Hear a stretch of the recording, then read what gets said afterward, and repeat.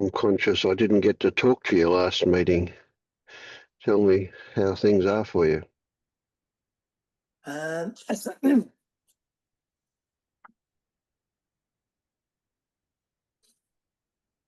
um,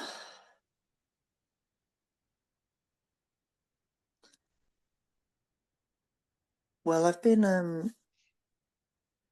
kind of thinking about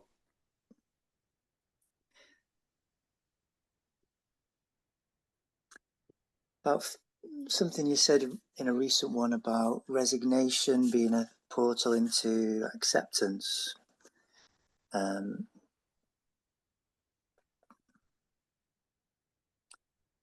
um,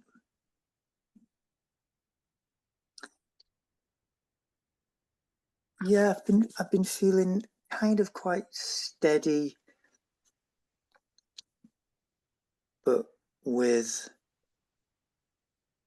a sense of resignation, sadness, stuff, which I suppose is, the old stuff, the old family traumas, I think. Um,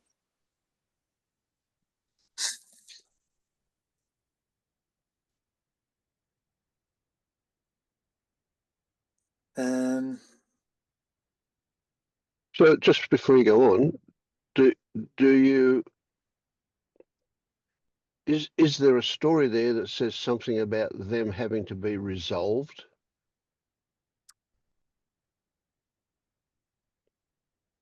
I think that comes and goes, and um, I suppose it's a bit of another version of the "is this it? Is this Mm, mm, is this it? Can it really be it when it just seems a bit crap? mm. But just not very fun. What do I mean by that? I suppose there's a kind of heaviness, and Yeah, yeah, I get what you mean. Yeah, it's a yeah. bit difficult to not compare myself to other people, I suppose, and really believe that this is okay and that I don't have to do anything about it. Mm, mm. Do you get that if it feels a bit crap, it's not it, but Mm-hmm. there is no it in a definitive way. There is no finish it as such. So the crap, and so let's say that what it is isn't a destination, but rather a stage on the journey, just as a metaphor, very much a story, right? A way to look at it, that it is a continually evolving something, not a state, not a, no words work it right for it, but it is continually evolving, and that no matter how long you're on it, what we used to call crap, what used to make us feel yuck, will still turn up, but it doesn't have that response anymore. Right? So the component of feeling crap is that you still believe something that turns those circumstances into crap. So there is something further to work on, but it doesn't mean anything about the journey where you're at, kind of thing. But on the other hand, if we reverse engineer that, we can say that at a certain point on your journey, you will have the tools to recognize that component of our reaction to those circumstances that turns it into a crap feeling. Mm-hmm. Did that all make sense? It was a Yeah, bit convoluted, but yeah, okay. no, it made good sense. Yeah, until the last bit, I want to just clarify with you. Um, you said something about tools and kind of noticing how we react to the crap or we react to the stuff that turns it into crap. Yes, yeah, yeah. And that reaction is where the juice is for you. See, so just to reiterate that, things that used to get me angry, for example, trivial things used to get me angry, still happen, and there's not the same reaction to it. So there's no feeling of anger, which was a crap feeling once upon a time. Now, if anger turns up, it's just a happening. It still indicates that there's something there that I've reacted to, but I don't add to it the component that turns it into a crap feeling, which what I would call the suffering component of that. And so what is the belief? What is the belief for you that turns those probably So, possibly benign circumstances mm, into something unpleasant?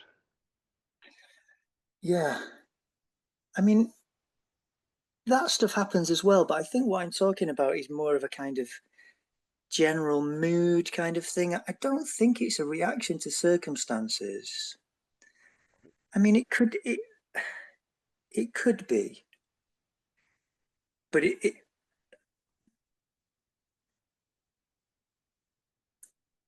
Okay, well, here's another aspect to that that's just I interrupted you. Um, Another aspect so, to that is that you spend a lot of time in your life, in more recent time, feeling pretty down, pretty, well, let's just say down. Well, let's not put other labels on it. And over time, that does have a physiological effect, right? The mm, hormones that get released in your body, the balance of the hormones between the feel good hormones and the feel shit hormones, right, mm-hmm, kind of moves, and they become habitual as well.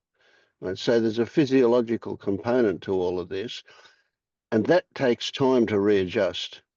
So it mm-hmm, could be simply that's all that feeling crap part is about, is just that mm, old stuff is gets activated again. Like it's a bit weird, but in the way I understand it, in the brain, when we have a pathway that's well established from frequent use, when we stop using it, it atrophies, but it never goes away completely. It's like the brain says, I'll just keep the remnants of this in case we ever need it again. mm-hmm, And the consequence of that is that it's still ready to be activated um, under when the old activation triggers turn up. And it could be a bit of that that's happening. So yeah, it might yeah, just be something that takes a bit more time. yeah, Yeah. So yeah, do that you makes do you sense. get that? And this is where we started, looping back to the old traumas, the old stuff that got conditioned into us when we were young in the family situation or the school situation or whatever it was. We don't need to dig each one of those out individually and expose it to the light in order to go, because half a dozen of those all rest on the same foundation. And once that foundation goes, they go as well. They're still there. There's still a memory of those, if there is a memory of them. There's still a you could say a fact that it happened in the past to another Jed, a young Jed, right? But they don't have the same triggering effect, because the foundation on which they rest, which was a belief in a self and variations of that, doesn't exist anymore. Mm-hmm, mm-hmm. Yeah, that all makes sense. Yeah, and I think for me, because it's funny, this thing that's that's been called chronic fatigue that I've had. It it kind of it's a it's an I don't quite understand the relationship, but I think there's a relationship between that and the feelings, and they're Mm. both down, heavy, tired, listless, and I think I might have just got stuck in a kind of loop with that because I mean I used to think it was because I wasn't sleeping well because I had years of terrible sleep, but I've been sleeping well for I don't know a few months now, and but I still have the same pattern of feeling tired at certain times of day and needing a rest, and so in a way that kind of stops me. I think in a way that stops me maybe doing the things like you say that create the positive hormones. Yeah, yeah, yeah, yeah, Do yeah, exercise because I'm a bit tired. I don't yeah, tend to yeah, go yeah. out Yeah. and do fun stuff. Well, what Maybe jumps up, what jumps up for me here when you say that is that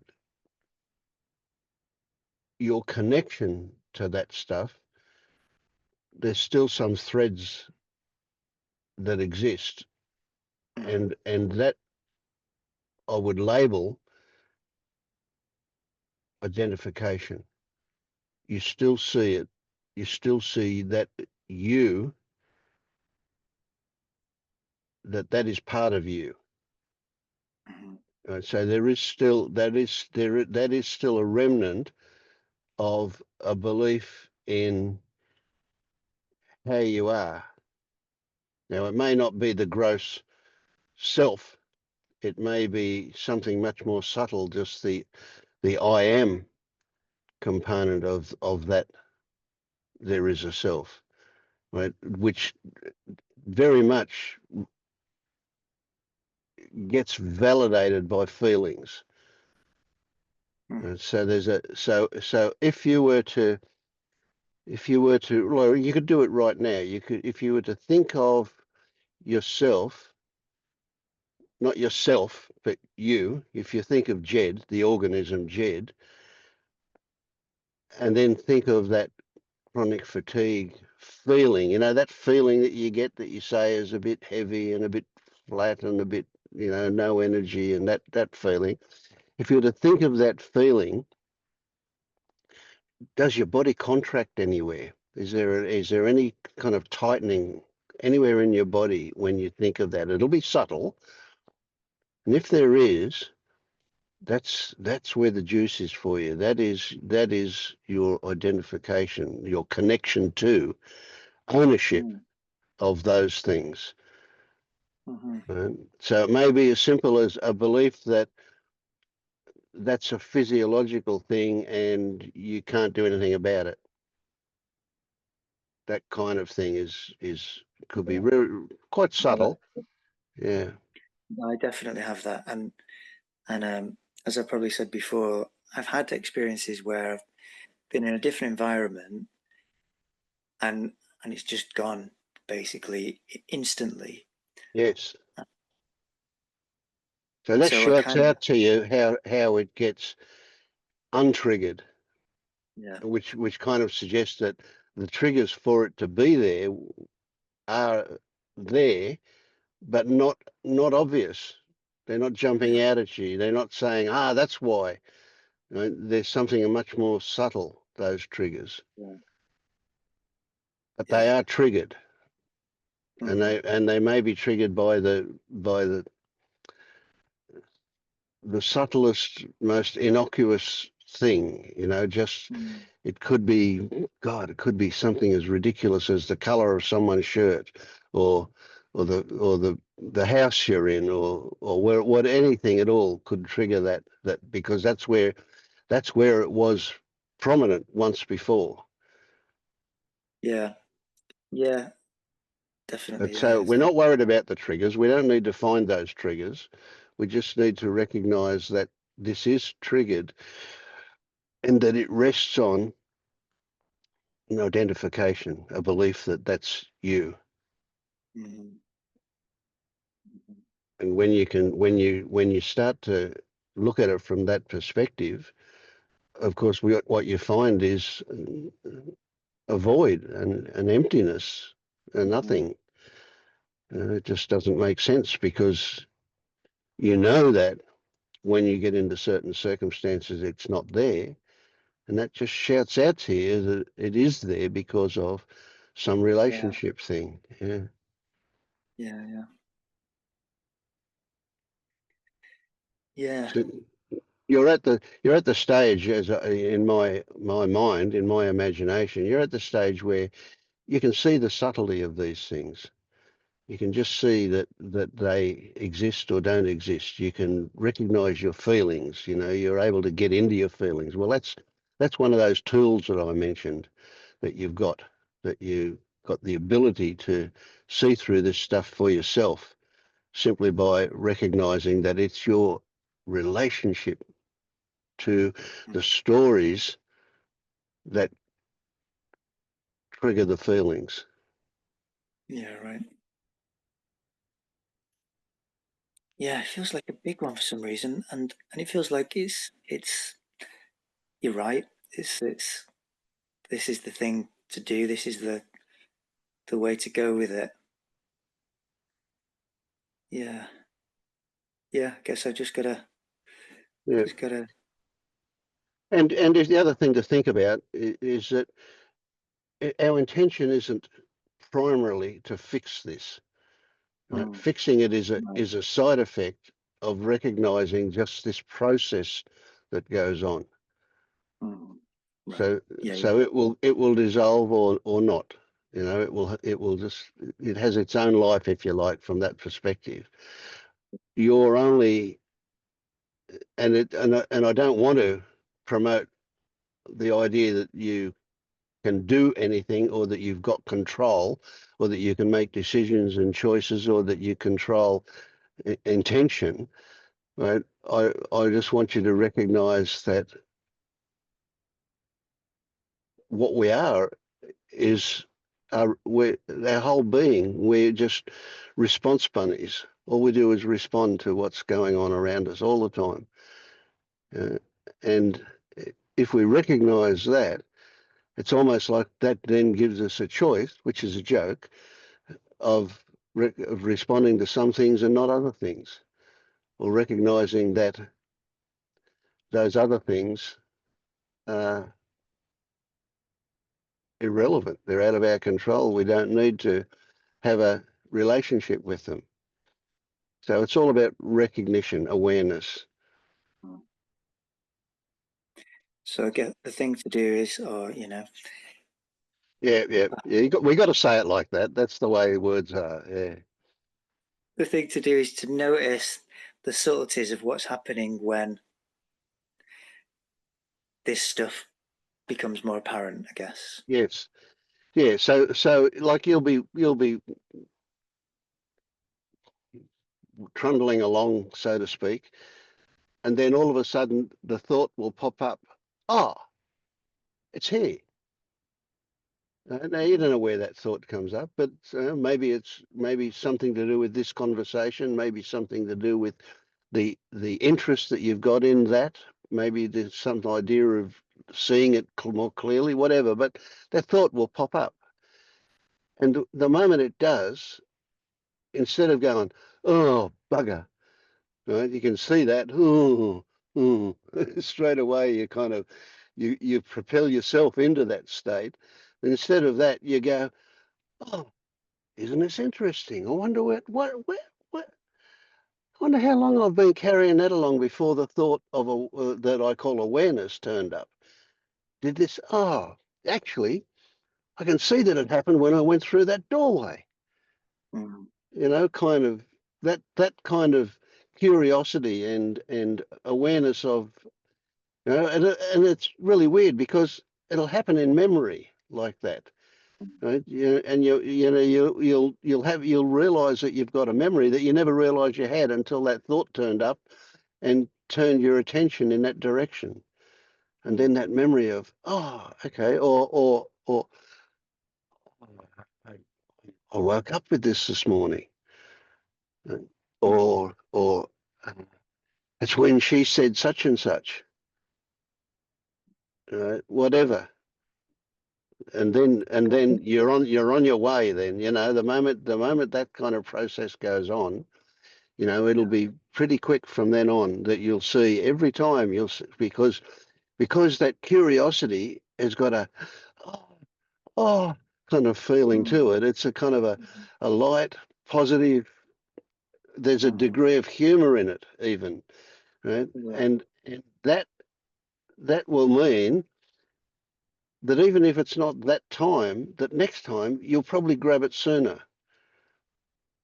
You'll get to the point where you'll be able to see it actually happening when it gets triggered. Mm, And it's not that you'll go, well, I won't trigger it. I can stop that triggering. It'll go, oh, okay, that's pretty interesting, isn't it? Look at that. That that that relates back to something from before. mm, And you'll see straight away that it has no foundation. mm. So it's another story that what will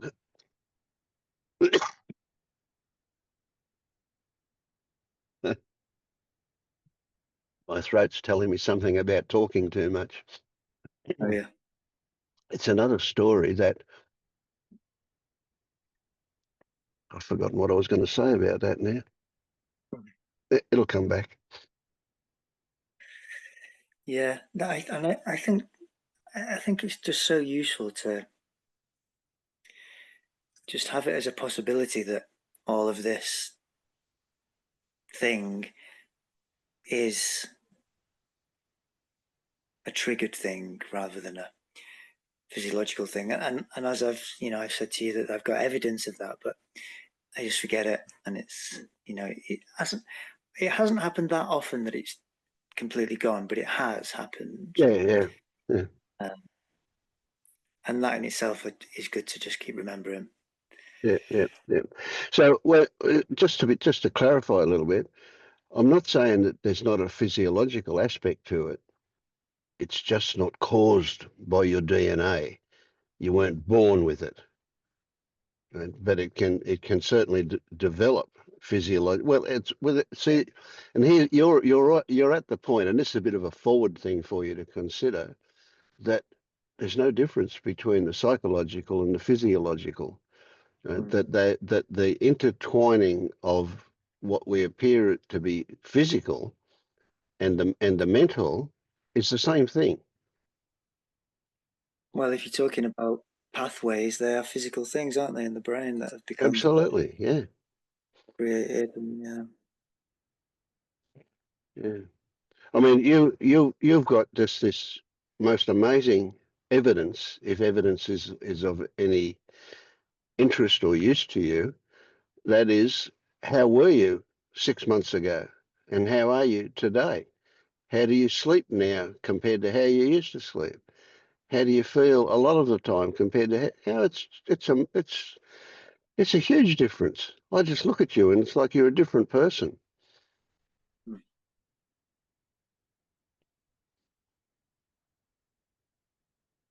Well, certainly the sleep is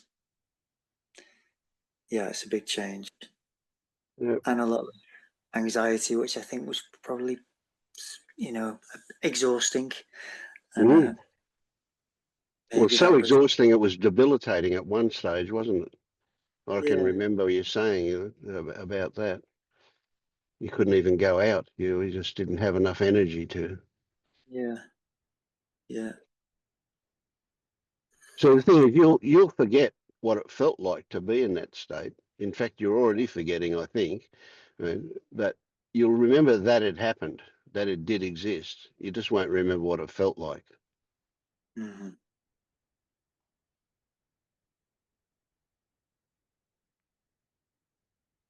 Yeah. Yeah.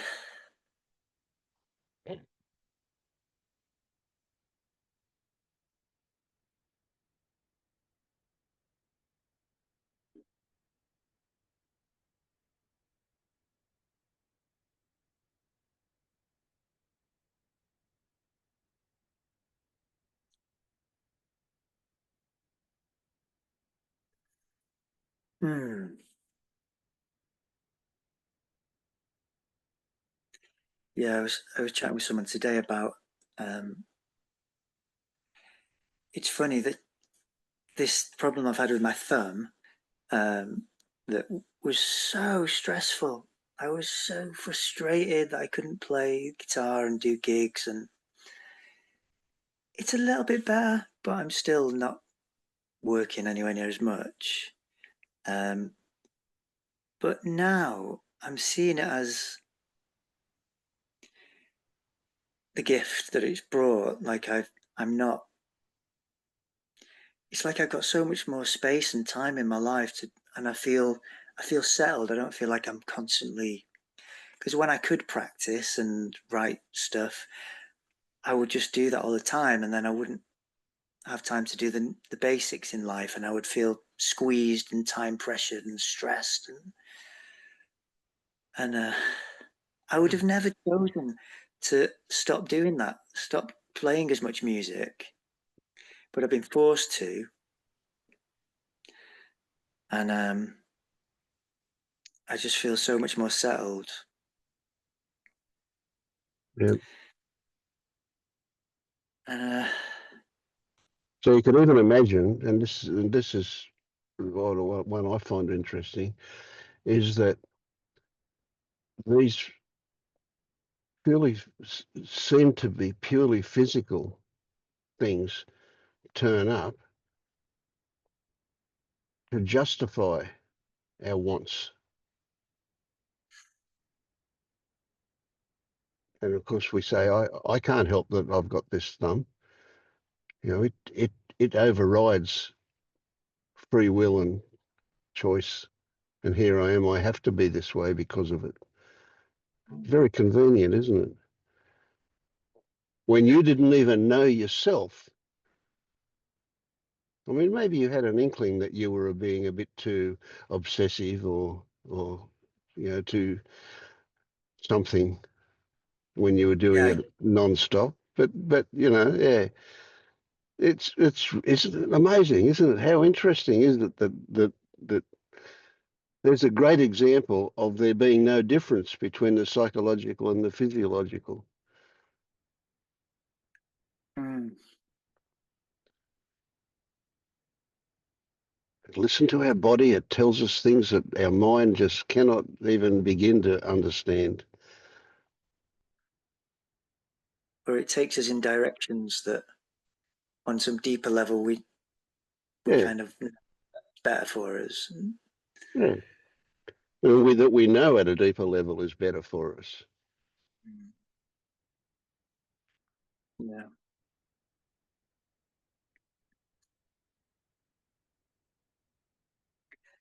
Yeah, and the funny thing is, I was talking to this person saying, "Oh, I've had to let go of my dreams, and but it's okay because I'm realizing that I actually feel better anyway, and who knows how I would have felt if I'd have got there, and certainly wasn't feeling good on the way there." And then this person pointed out to me, "But you're probably still moving towards those things, but just not Yeah, in that really graspy way, you know." And yeah. Yeah. Had you got there in that other way, it would be the same when you did get there. It would still be that graspy way of doing it and so on. So you would still be avoiding or missing out on that nice, comfortable, relaxed. Yeah. And now when you get there, it won't be as frenetic or it won't be as full on as it would have been had you got there in the other way. Now you'll go, that doesn't matter if I'm not working every single night or whatever. exactly.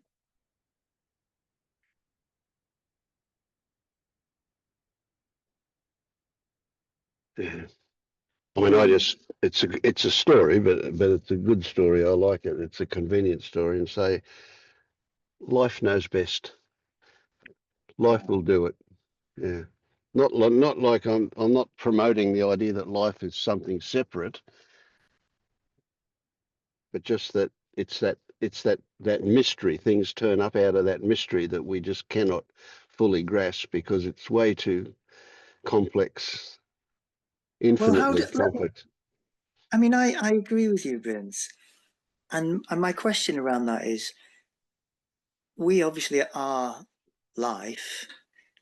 We're not separate from life, but somehow what is going on? Do we separate ourselves from it? Like, I can't quite get my head around that, when I'm in the stressy, graspy state. I mean, I'm still life, aren't I? So how am I apparently getting in the way of where life wants to take me? Well, you're not, that is life taking you. You're not getting in the way of anything. And so there's a phrase that works for this one really well called the God view, right? So imagine that you're God and that you're back there looking at the whole enchilada and you're seeing all this heavy shit going on and you're seeing all this happy shit going on and you're just seeing the whole thing in balance.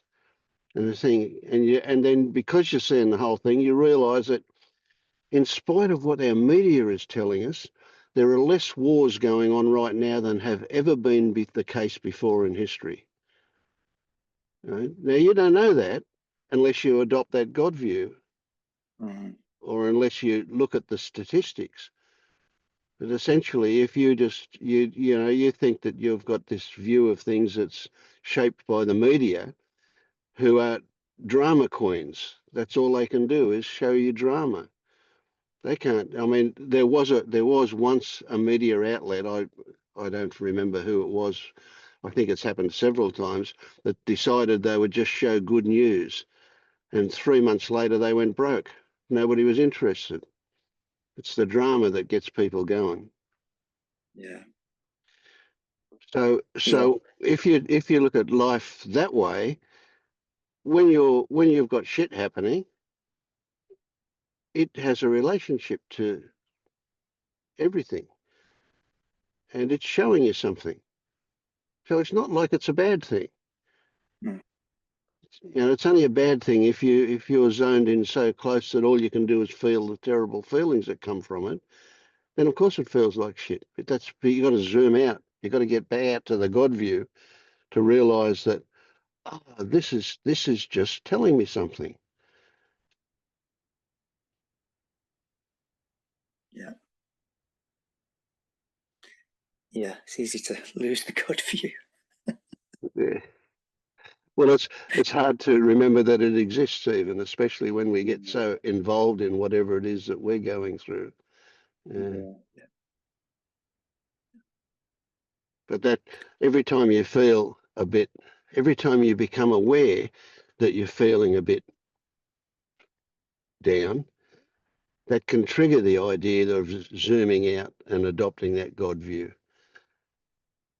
Hmm. And then you'll go, oh, okay, it's telling me something. Right, right. What? Let's look around. What is it? What's it telling me? Yeah. Yeah.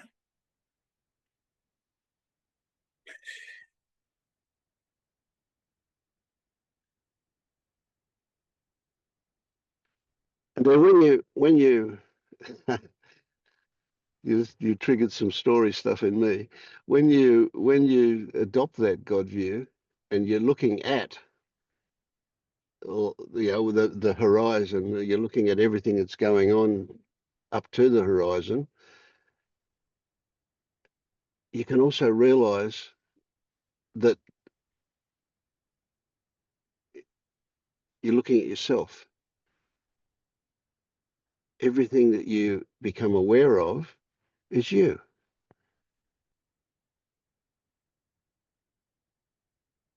And you can even go as far as to say everything is you. Now, you can't work it out. You can't justify it. You can't prove it. You can't, none of that stuff. But it is the case. There's nothing that exists that's not you.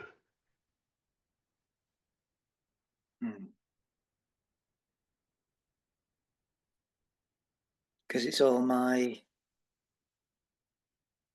story. Yeah, that's the way into it. That's the way, that's the portal that can take you in. You can say that everything in the world, other people, other things, oh, including myself, is filtered through an interpretation that's evolved here.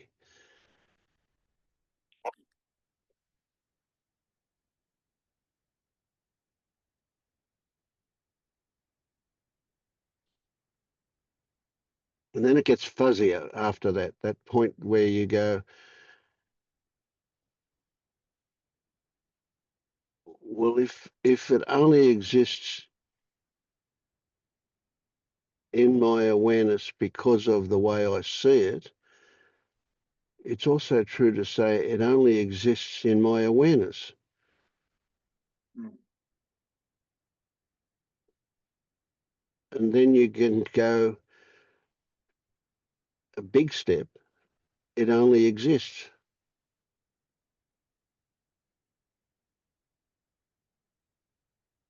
because of my awareness.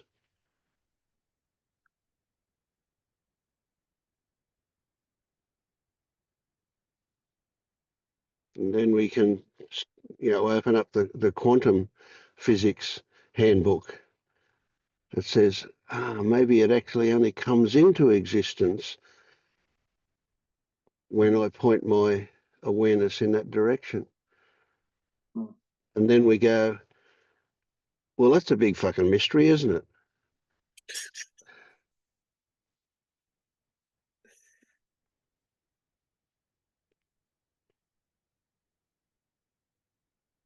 So we can come back out of the mystery to a practical point where we stop at, not because it's the end, but because it's the end of the practical nature of it, that says it only exists for me because of my awareness. And it exists the way it exists because of my filters, my interpretation of. And that's a practical, very practical thing. Other people are not arseholes. It's the arsehole in me that gives me recognition of them.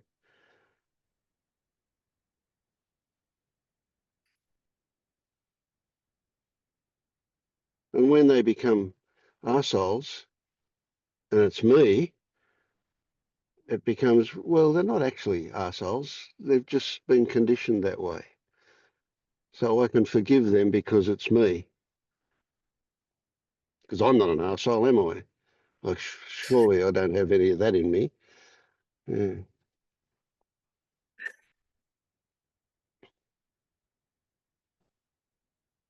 Yeah.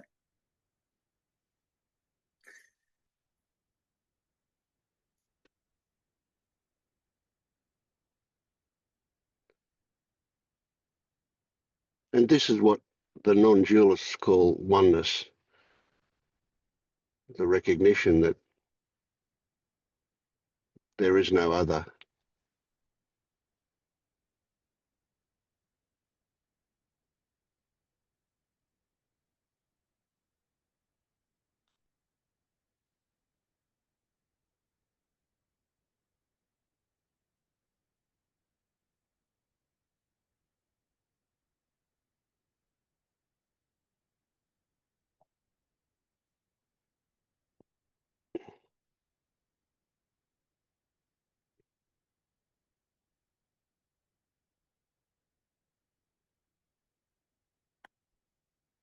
All right, folks. I'm gonna get off to bed, Vince. Thanks Okay, for you. thanks, Jed. Thank Yeah, you. thank you. Cheers. Good night. Yep. Hi,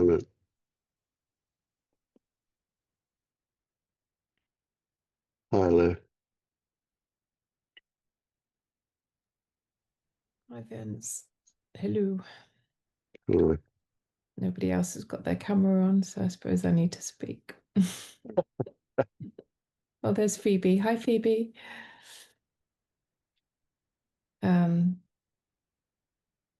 Just more of the same, really. Just a lot of energy moving. After we spoke the other day, I just went to bed for 2 hours and I woke up and I didn't know whether it was day or night. I just didn't know where I was. And it's just been more of the same. And then in between is I thought this whole swing between the two opposites might have finished, but it's been quite extreme, like self-doubt and stuff, and then or just this beautiful peace. Um,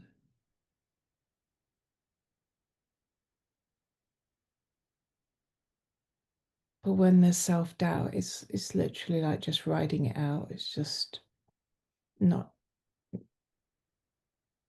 like there's a bit of identification, like it grabs hold at first, but then it doesn't take long before I seem to be asking for more. What else has it got? Kind of thing. Um, so I don't know. I don't, it's like just trying to get through the day as best I can. I just, I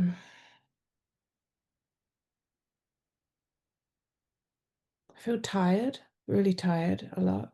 I just want to go and lie down. Yeah, that's it really. Just a lot of physical energy, movement, and this confusion between the two. I don't even know if it's confusion actually. It's just, no, it's not confusion. It's not confusion.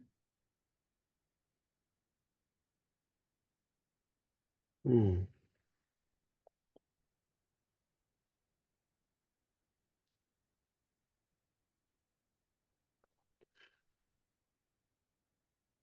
So Like, when that self-doubt stuff's active there, don't you find it boring?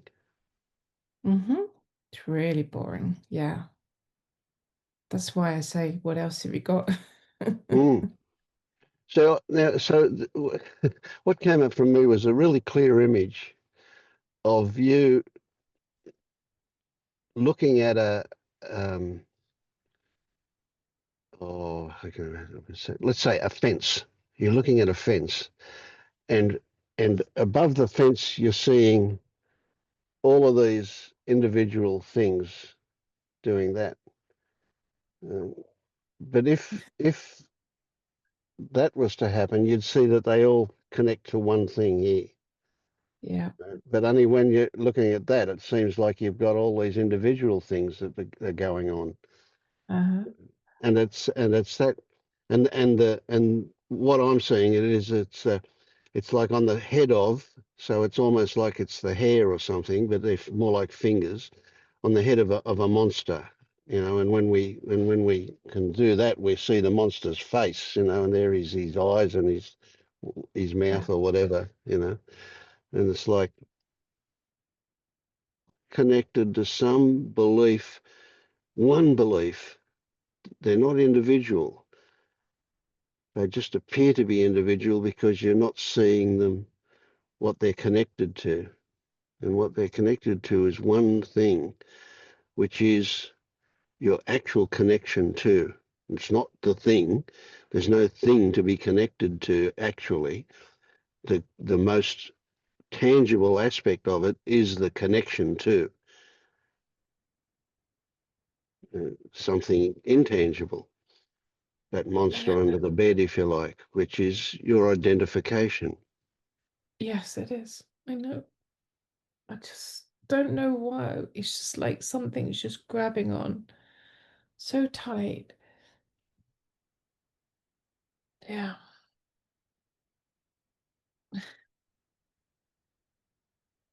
Mm.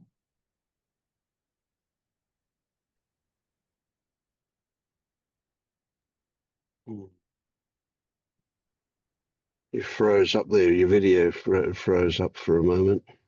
Yeah, I said it just feels like something's really hanging. I don't know. It just feels like it's hanging on. I just wanted to go.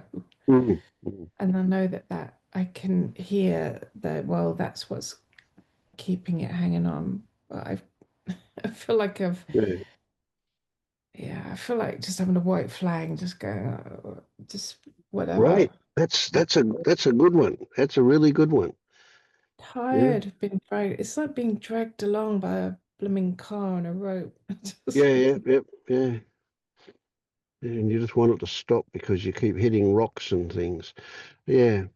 But say this let's say what you're seeing are the individual hairs on the monster's head. If even if with a thin head of hair like this, if you were just to cut one hair at a time off, you're going to be at it a long time before you cut the whole lot. yeah, And indeed, by the time you get to the ones at the back, the ones at the front have grown again. yeah. So it can be an endless job doing them individually, but you can do the whole lot in one go. I don't know how. No, no, you don't need to know how. You just need to know it's possible. And it's that identification is the word that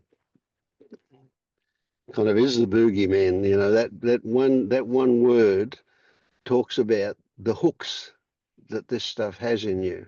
It talks about the connection. It talks about the stickiness of it. I don't know what other metaphors we can use to say about you, and of course the you that it's connected to becomes ephemeral as well. You know, we don't know what it's connecting to or what it's connecting from, but we don't need to. We just need to see it as a connection, and that connection can be anything from a chain to a wire rope to a hemp rope to a spider web to all sorts of, anything you like that you can imagine that is a connecting fiber Yeah, that's connecting you to that. And that that thing will be a belief. It'll be something that you believe to be true. And that may be that there's a lot of shit in there that needs to be brought out. yeah. I thought I cleaned out. Yeah. Yeah, Okay, so let's see it. Let's look at it from a slightly different angle, and that is that you're not a vessel that contains stuff that needs to be emptied out. That in fact it is um, how to put it. It is what's happening. I don't know how to say it. It is, but what's happening is that something gets triggered, and then something is created because it was triggered, because the trigger exists, something gets created, and that something is the identification, that is the connection to. And you'll always find, especially when you don't have to define it, something to connect to. There's always going to be more down there, so to speak. But that creation to it doesn't exist until it gets triggered. We create a self. We make a self each time. so all that stuff could just still be there, whatever. Like that's not even there, but Yeah, yeah, exactly. okay, that makes okay. And Yeah. and and and if you look at that stuff in terms of memory, in terms of something that happened once, even if it's memory that I don't remember, it's just circumstances that existed once upon a time, and that what got put in there, this stuff that I'm looking at that I need to bring out and get rid of, was my reaction to those things back then, Hmm. right? But then the stickiness is, the connection fiber is that I believed that that reaction was me. That's it. That's the connection, the connecting tissue, if you like. Now you can go, well, that was then, right? And what I've got is this habitual response to that stuff that's no longer appropriate. It only was once back when I didn't know better. Now I do. And here I am still reacting to it. I'm still believing it exists when in fact it doesn't exist. It's only there as a memory. I don't have any. You don't have to define the memory. No, there's no stories coming. It's No, just yeah, purely and you energy. don't, yeah, Feels you like a can big. say they exist, but you don't know them anymore. And Mm, they may never have existed in definable terms. There may never have been a narrative to that story. It was just an experience that felt crap. yeah.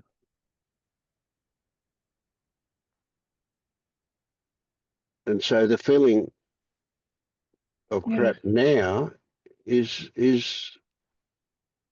a rebirthing of the response you had back when it was appropriate or when it seemed appropriate. But it's not necessary now. You can dump all of that in one go. I can feel it here. Rise Mm. as you're speaking. I can feel it rising again right here. Yep. One good vomit and it's all gone. I do feel sick this week. I felt sick with it. It's like a huge, big, like knot here. Yeah. I feel quite angry. Well, that would suggest that that vomit will be a frustrated anger shout. Oh! Yeah. Yeah. I've been doing that in the car when nobody's with me. Mm. Yeah.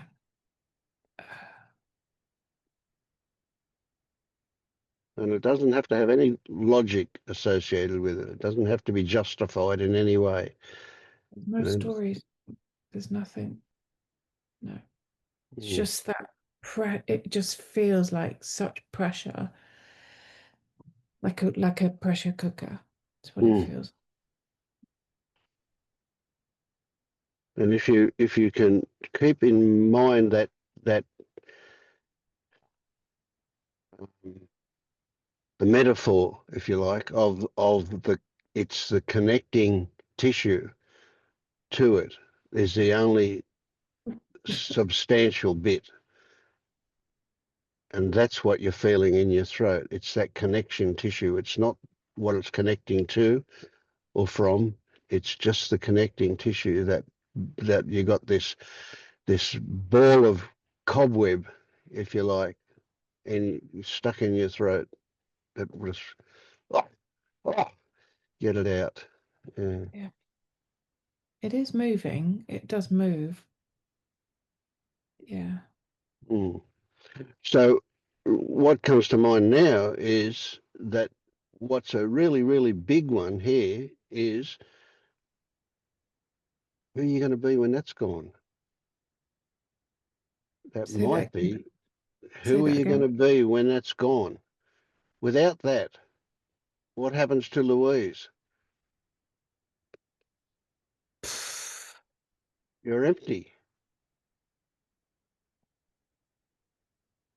And that may be the reason why you're hanging on to it. Maybe there's some fear about that. What will be the consequences of nothing left? That's when the self-doubt comes in. That's when the stories of can't.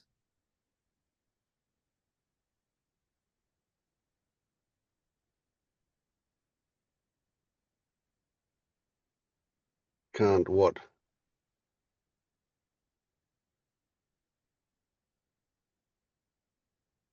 Can't be seen, be heard.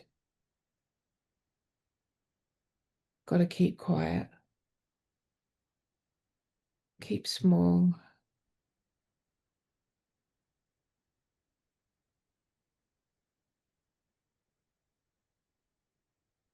So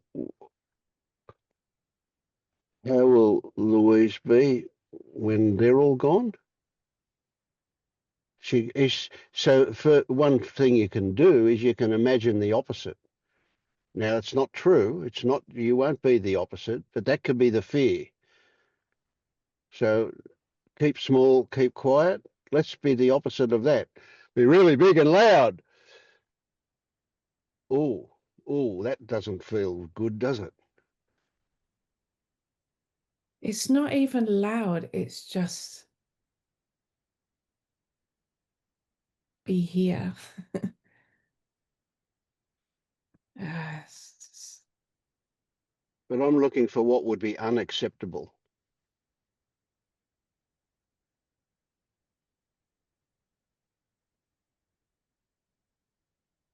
So it's not true that you'll be the opposite of those things when they're gone. What will be the case will be that they're not relevant to anything. None of that stuff will be relevant. It just won't be around. You will neither be big nor small, nor loud nor quiet. You'll be none of those things will happen when it's all gone. all of that doubt, all of that narrative is all I see it as a gate. It's a barrier. That's not even the issue. It's just an excuse to Mm. hold on to something, I think. Yeah. So it's the signpost on the gate. It's not the reason you're hanging on. It's just Yeah. what shows. So the reason that you're hanging on is where that misbelief is. Yeah. That, And I know what it is theory wise, but that's not helping. well, so one technique would simply be to allow the theory to play around whilst you watch what you're feeling, watch what's going on in the body.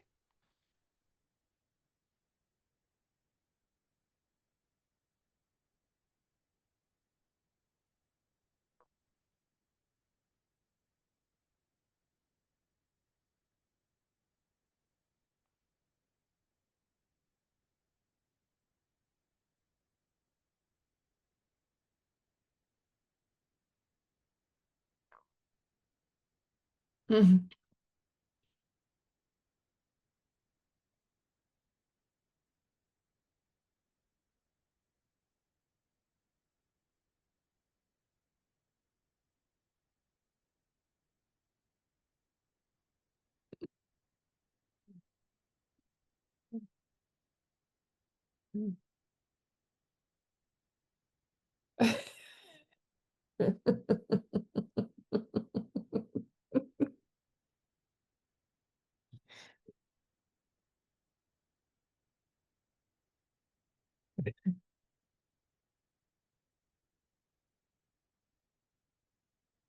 I've been here before.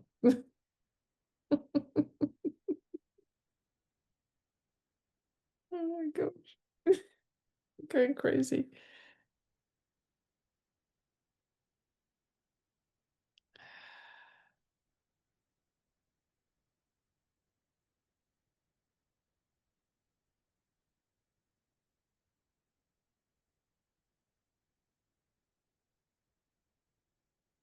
It's getting bigger, wider.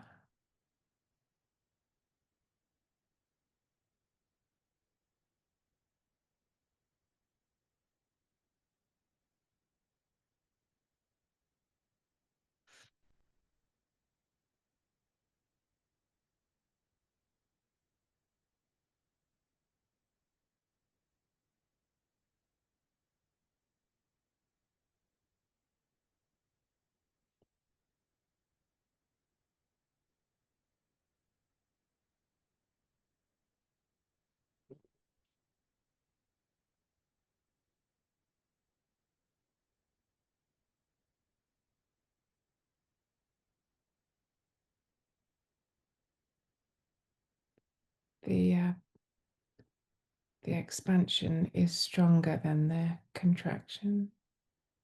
The contraction wants to pull a thread.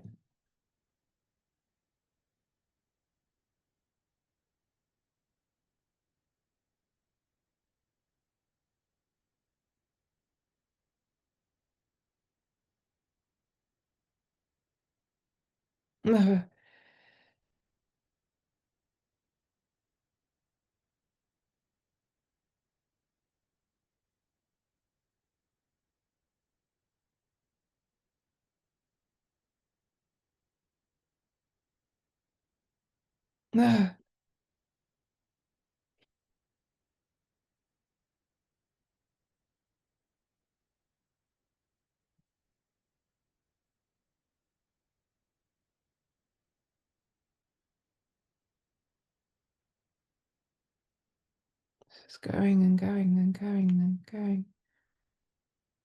Out, out, out, out.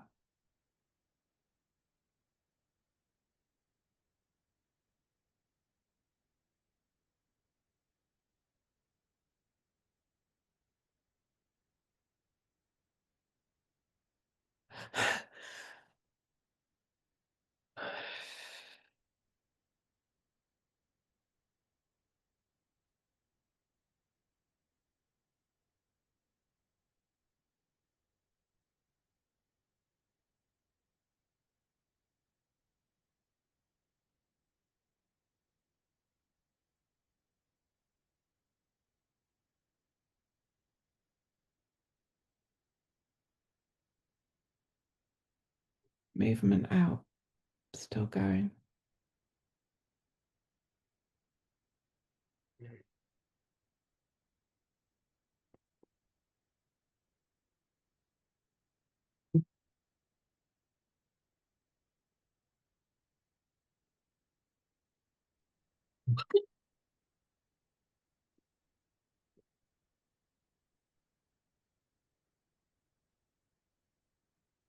Louise, can you hear me? And I just want to ask you something. Vince has been talking about stickiness. I want to look at that a little more closely with you. When you first started off, you were talking about self-doubt and you went like that. What's that? And I know the answer, but go ahead. just that mind chatter that's not, Kind of like a parrot. yeah, it's old narrative. Yeah, heard it Yeah. before. So when you talk about self-doubt, that's usually self-critical thoughts, right? Yeah. Somewhere in the narrative. Give me one. Give me one that happens a lot. And it's usually on the order of, well, I'm not good enough, or I'm not this, or I'm not that, or Yeah, I'm not good enough. not good Well, enough. yeah, not good enough. Yeah. Is that one of them? I'm a failure. There we go. There's a biggie. I'm a failure. Okay. Yeah, that's a big one. Yeah. Okay. Well, let's just stop and look at one thought. What are you a failure at?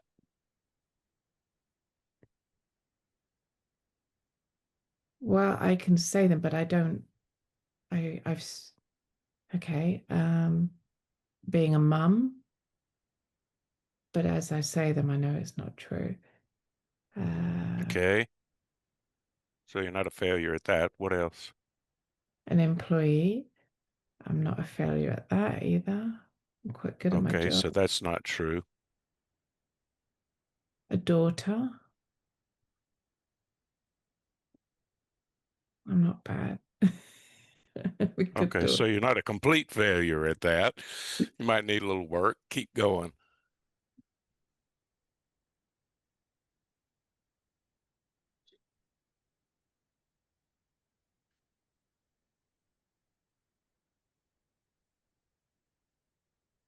So here's a contraction that's coming in here, and I can't even describe what it is.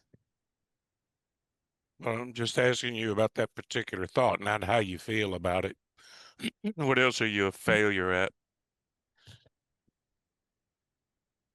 Or what Life. else does a voice say you're a failure at? Let me modify that. Go ahead. Uh,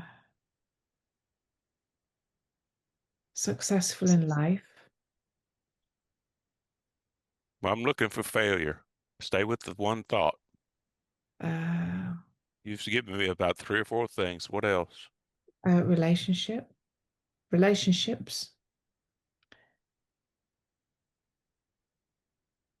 friendships. Are those true? That you're a failure at them? No, no. Okay, so those aren't true either. So what else?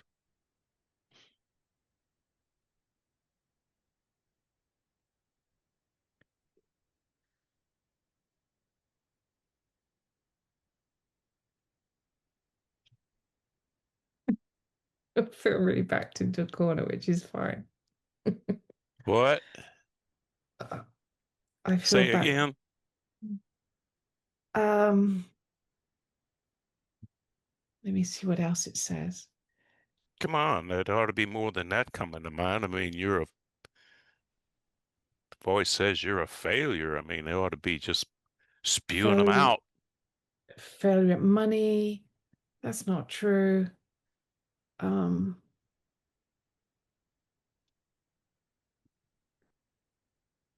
Fuck, I don't know. Ah, I'm a failure. Can't be that then. Ah, You're a failure at being a failure by the sound of it. yes.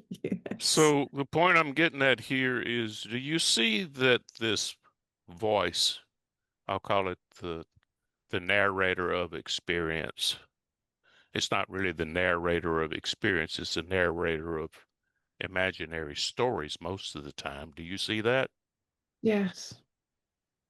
Do you see Most of that the time, do you see yes. that that voice is not necessarily right?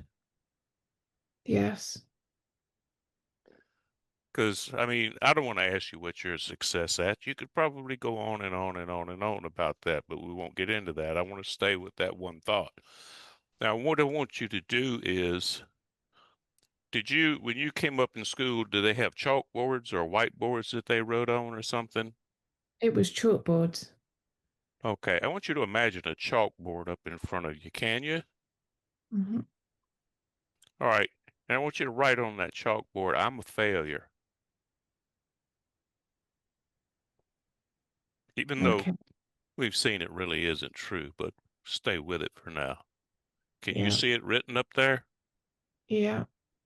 Okay, so that thought is no longer in your head, so to speak. It's out there, isn't it? Yeah. So it's not really your thoughts, it's your thought, but it's out there on a chalkboard. It's more of an object now than subjective, isn't it? Yeah. Okay, and it's just standing alone out there. It doesn't have anything else. It's just that thought on the chalkboard. I am a failure. Now, let me ask you about that thought. First of all, is that thought you? And I'm not asking you if that's your thought. Is that thought you? Is that who you are?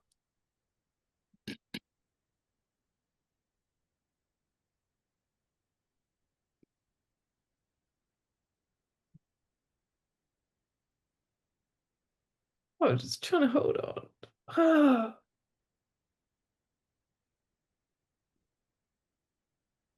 Is that thought you, the complete you?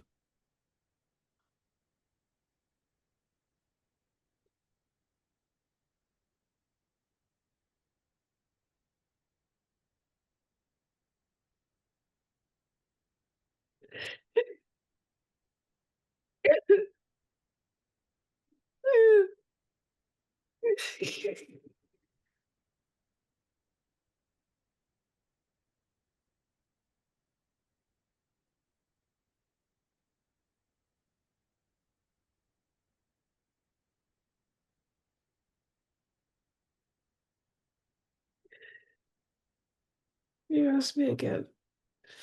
Is that thought you?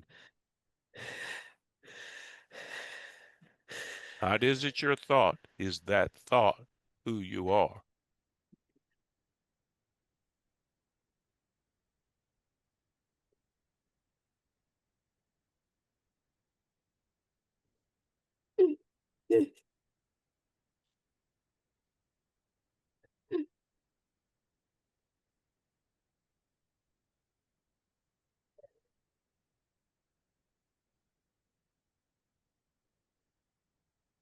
Let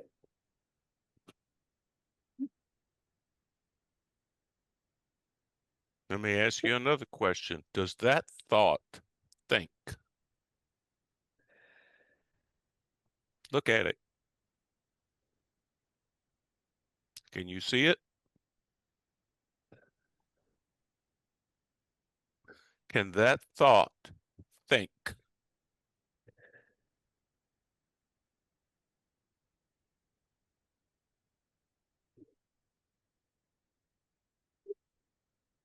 But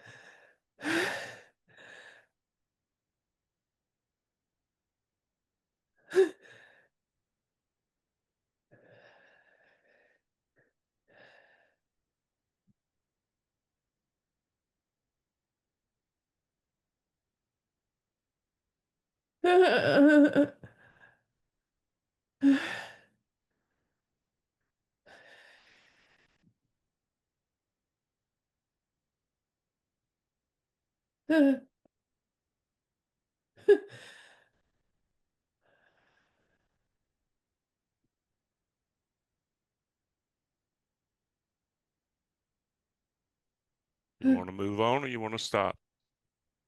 I can't hear you, Paul. What did you You say? can't. You want to move on or stop? I just hear you say something, but I can't hear what you're saying. I can carry on. Just feel like Can I'm that never- thought, are you looking at that thought on the board? Can you see it? It's gone. I think it's got. I don't know. Something's there, but no, it's not there. It's not there. I'm really dizzy. Just relax.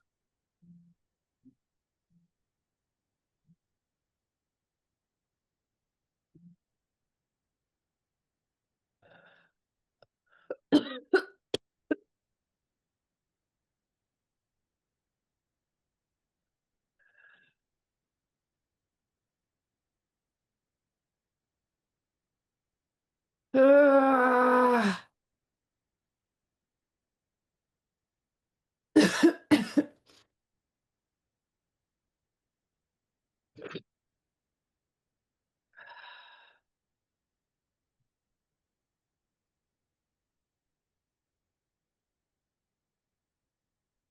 Ah!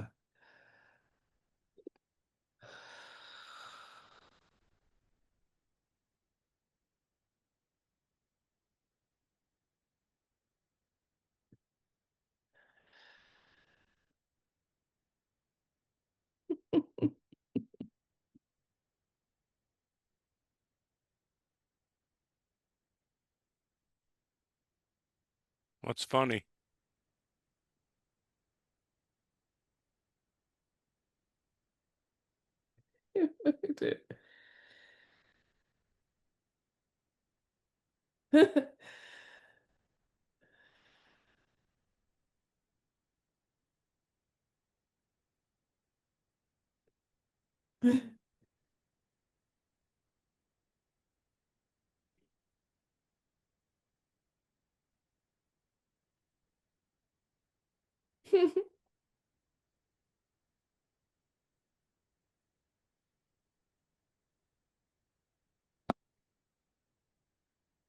What's funny?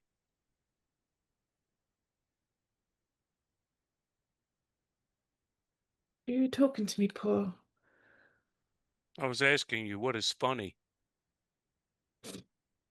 Oh, you sound like you're on the end of a tunnel. I don't know. I don't know what's funny. Was I laughing? Yes. Vince, can you hear me all right? Yep. Okay. It's you sound really far away. I feel like I'm in a tunnel. What about me? Do I sound far away too? Yeah.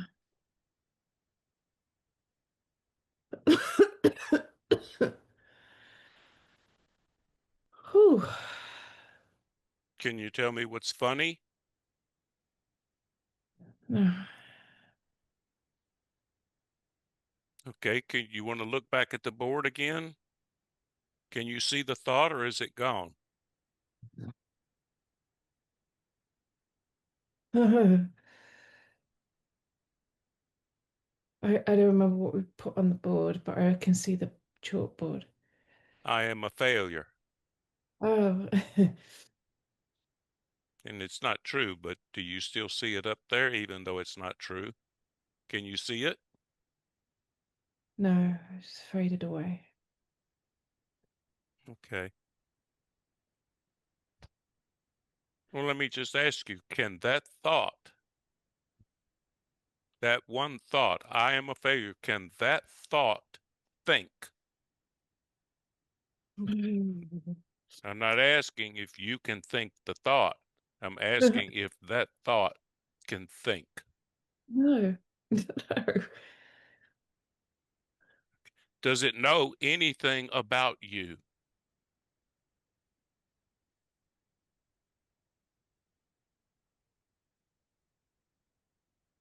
No. Does it know your past? No. Can it imagine your future? No, no, no, no. Does it really have any power then?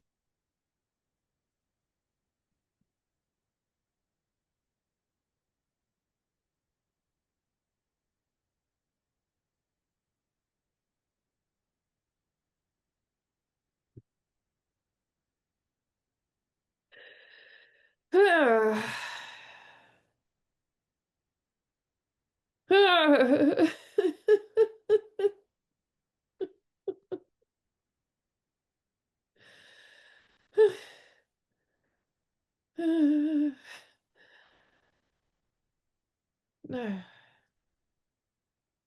No, it has no power. No.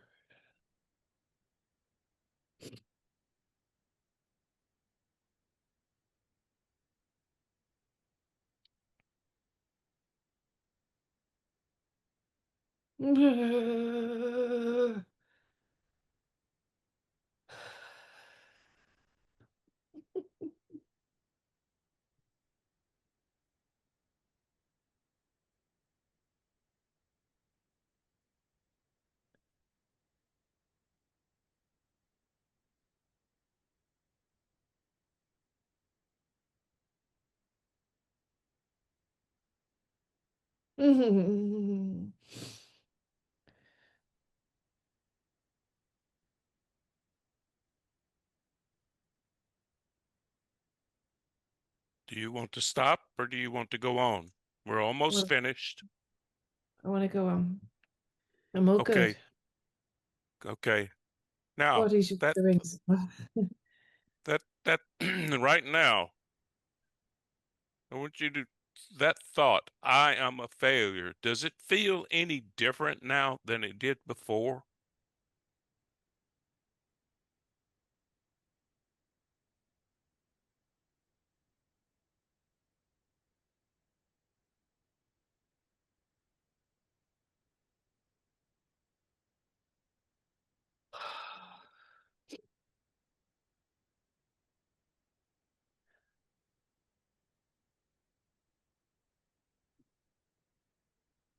Yeah, I can still feel like a tug. It's just a small tug. in that. It's just really deep here, just a very small tug, if I think of that. Very small tug. Is that different from before? Yeah. Is it better?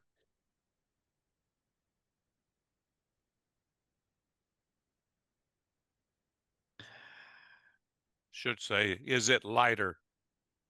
Yes, definitely lighter. Is it less sticky?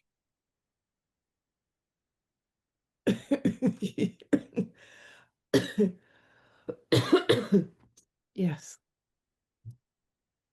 Do you understand what sticky means now?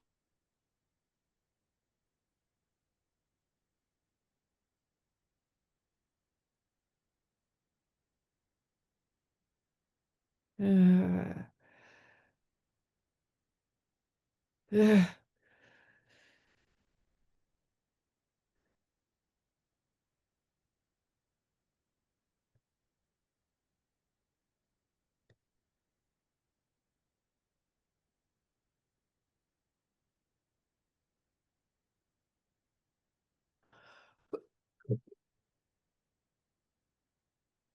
oh,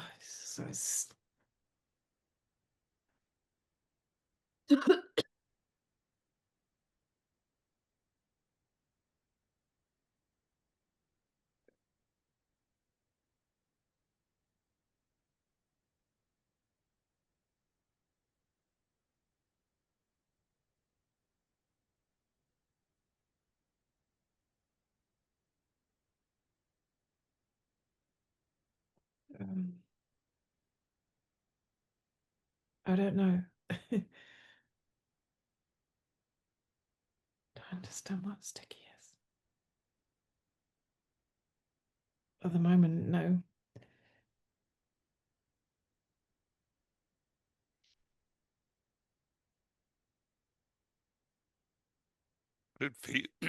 But it feels lighter.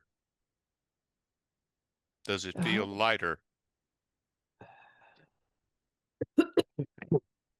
our whole body's just buzzing.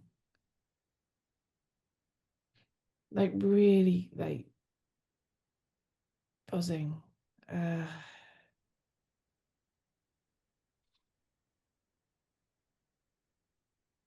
Equally. So there's no, I can't feel it.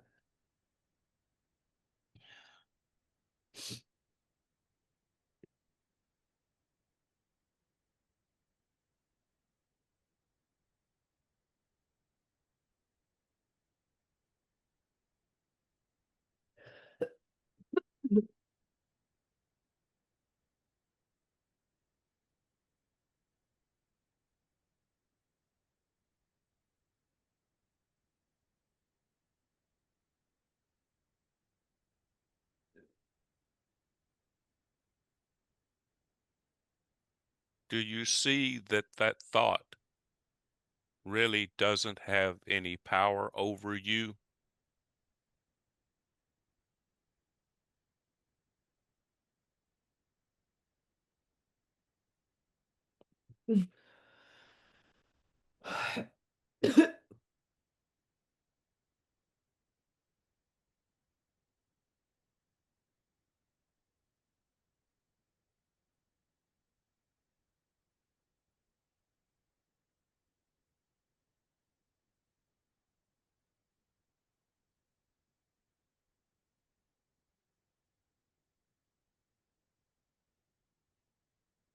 I don't know why I can't say yes.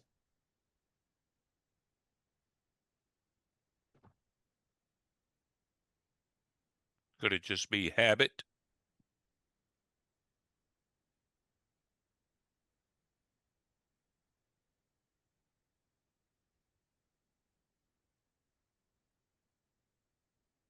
The habit of thinking that it does have power?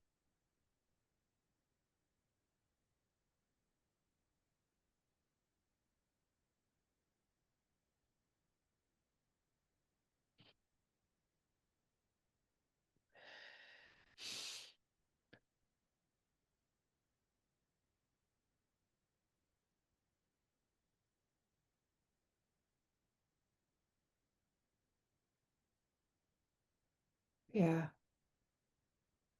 Yeah. Okay. Yeah. It's the habit. The habit is Exercise. the habit is the holding on, I think. Okay. The exercise is over. You did good.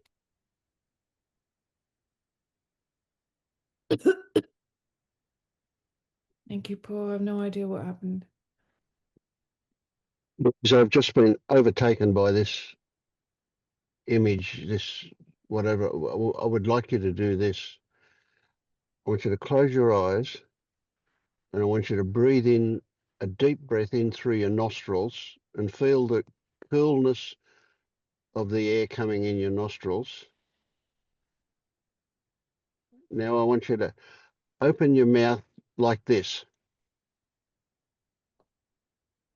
And I want you to imagine a column of black smoke coming out from deep down inside you, out your mouth.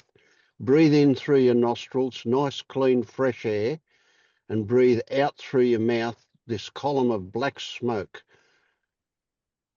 See this stuff coming out of you, out your mouth. In through your nostril, clean, fresh air, and out through your mouth this column of black smoke. Yes. Now imagine, keep doing it, and imagine that column comes from deep, deep, deep down inside you.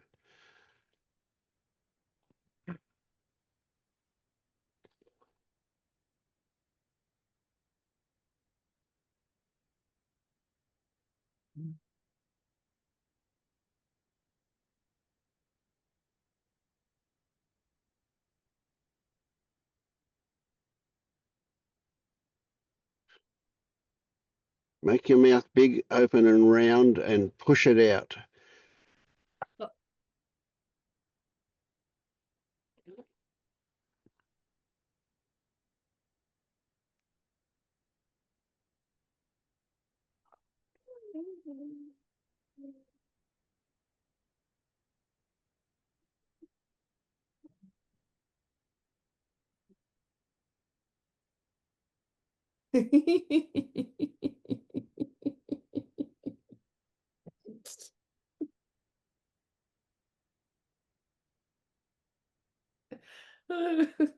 Oh my gosh. I don't know what I'm laughing at, but something's funny.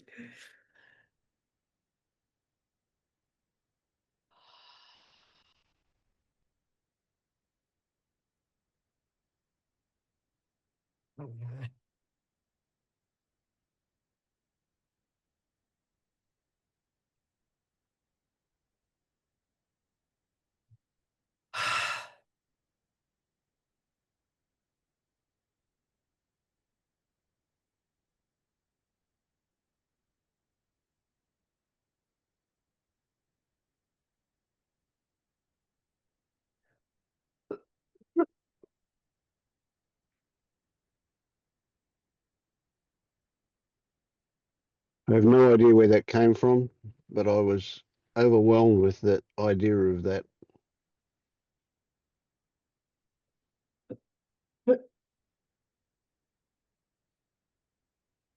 Been a bit strange. Mm.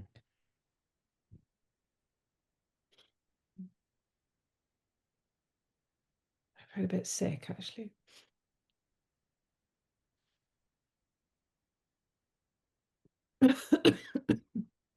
Well, you've just been in the wars. It's big. Mm.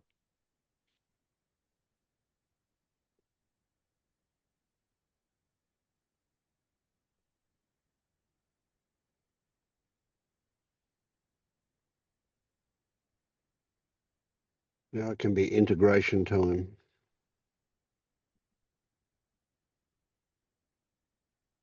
Thank you so much. Whatever happened.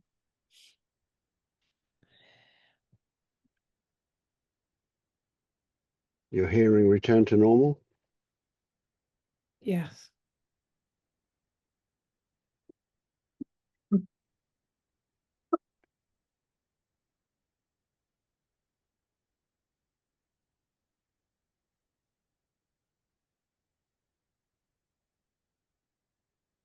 that seemed to have a big impact on you, Phoebe.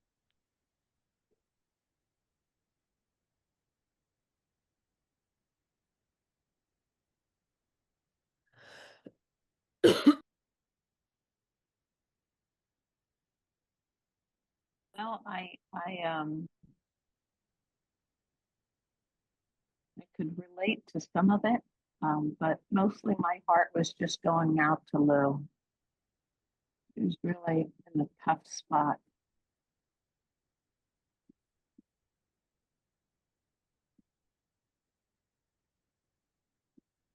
Mm. Yeah, mine too.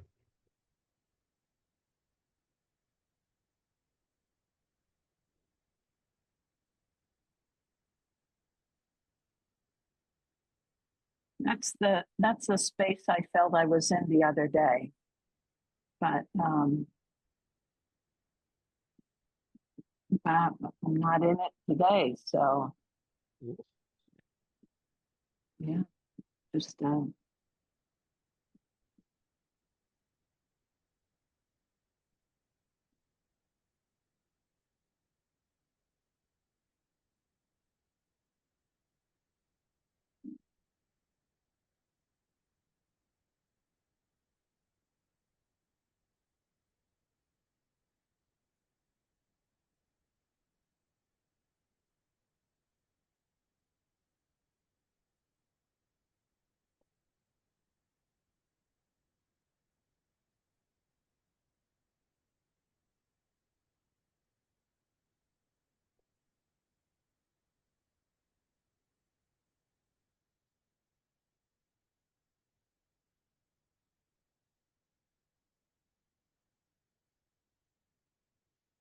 You're muted.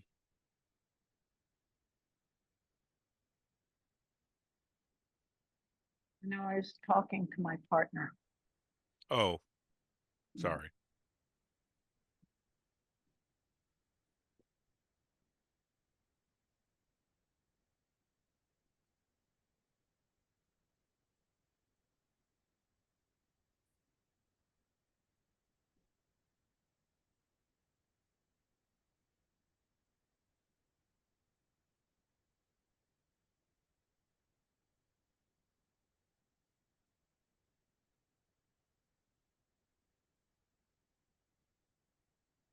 So you say your heart went out to her. How were you feeling about what happened? The process.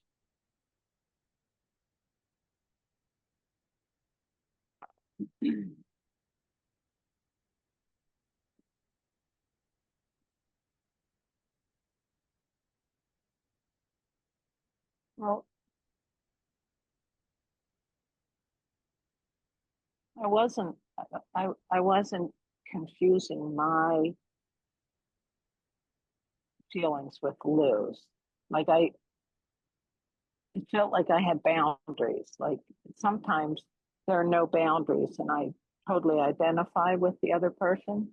I didn't feel that today, but I remember what it felt like when I was there a week ago, and that feeling was with me for a good 12 hours, and I could not shake it. I mean, I could not shake it, and it was when it finally cleared.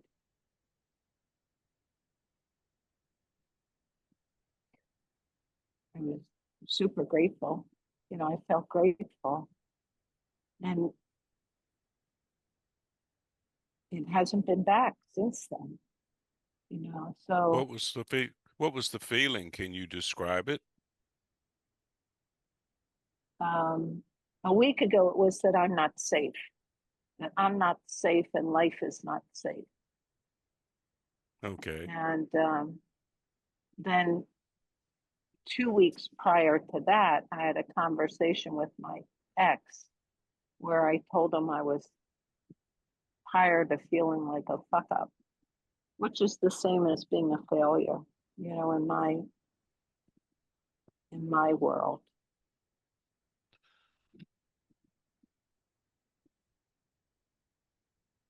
And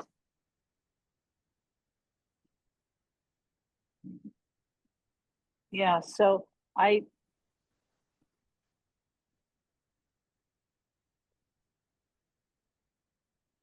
but I'm just not there today. Like I can observe both of those states of mind, and I can listen to Lou and relate, totally relate to what you're saying. But I'm not there today.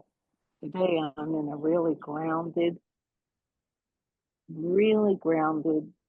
space, and yeah. So you can relate to how she feels when the thought "I'm a failure" occurs? Absolutely. Oh, Absolutely. okay, I get Yeah. that. Yeah. You empathize. Yeah. Yeah. And sometimes there's a blurring of boundaries and I take on other people's emotions, but that didn't happen today. Well, when I was getting her to list the things she was supposedly a failure at, which we actually know she's not, did you identify with that process any? Every single one. Checked off every single one. Oh, yeah. Mother, success or lack thereof. Yeah, the whole list. Are you actually failures at all of those? And I'm not saying do you not need a little work on relationships. I'm saying are you a complete failure at all of those? No, no. And I also know that I couldn't have done it any differently than the way I did it. I So had the the thought I toolkit am a I had. so the thought I am a failure is not true. Correct. It is not true. So It is not the true. parrot talking to you is lying to you. The voice that says that is actually lying or wrong. Right. And the most recent one, that I'm not safe, that I can see that now as a lie, but it's a lie that was trying to protect me. I mean, it was a self-protect.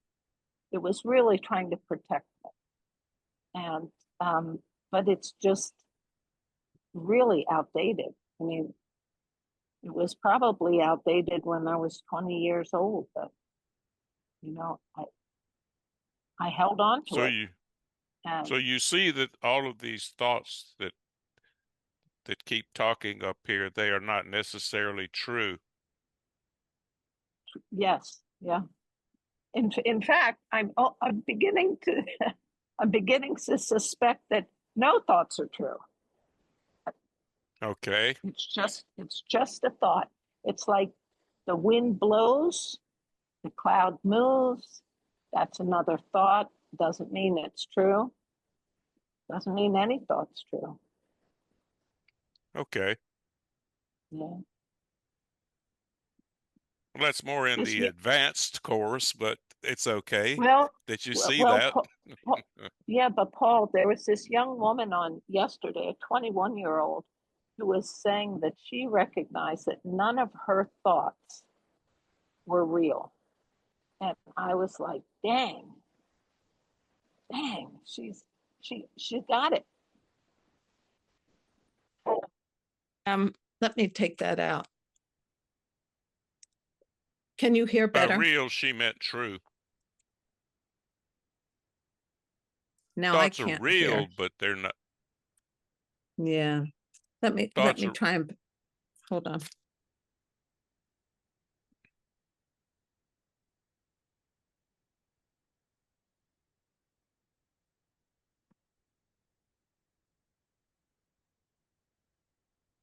Okay, can you hear me? Yeah, so when she said her thoughts aren't real, kind of what she was implying that she sees that thoughts aren't true, is that fair Correct. interpretation? Yeah, that was Yeah, it. because they're real Thoughts in the aren't true. sense that they're real in the sense that they occur. They just aren't necessarily true. So tell me this, when did the thought "I am a failure" first occur to you? Did you just wake up one day when you were a young girl and say, "Oh, I'm a failure," or did somebody say that to you?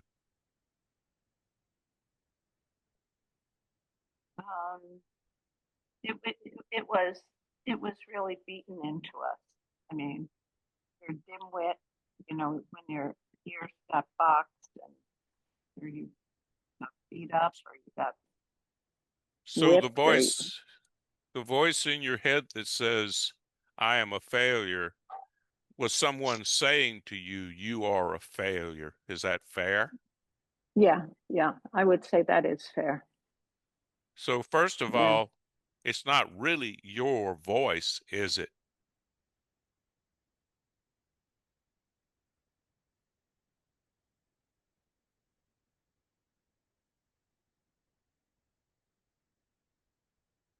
It's your thought, but is Yeah, it your voice speaking or someone else? no, it's someone else. It's someone else's voice. Okay. Yeah, And yeah. at the time they said that, looking back, do you feel like maybe they had an agenda that wasn't the best for you?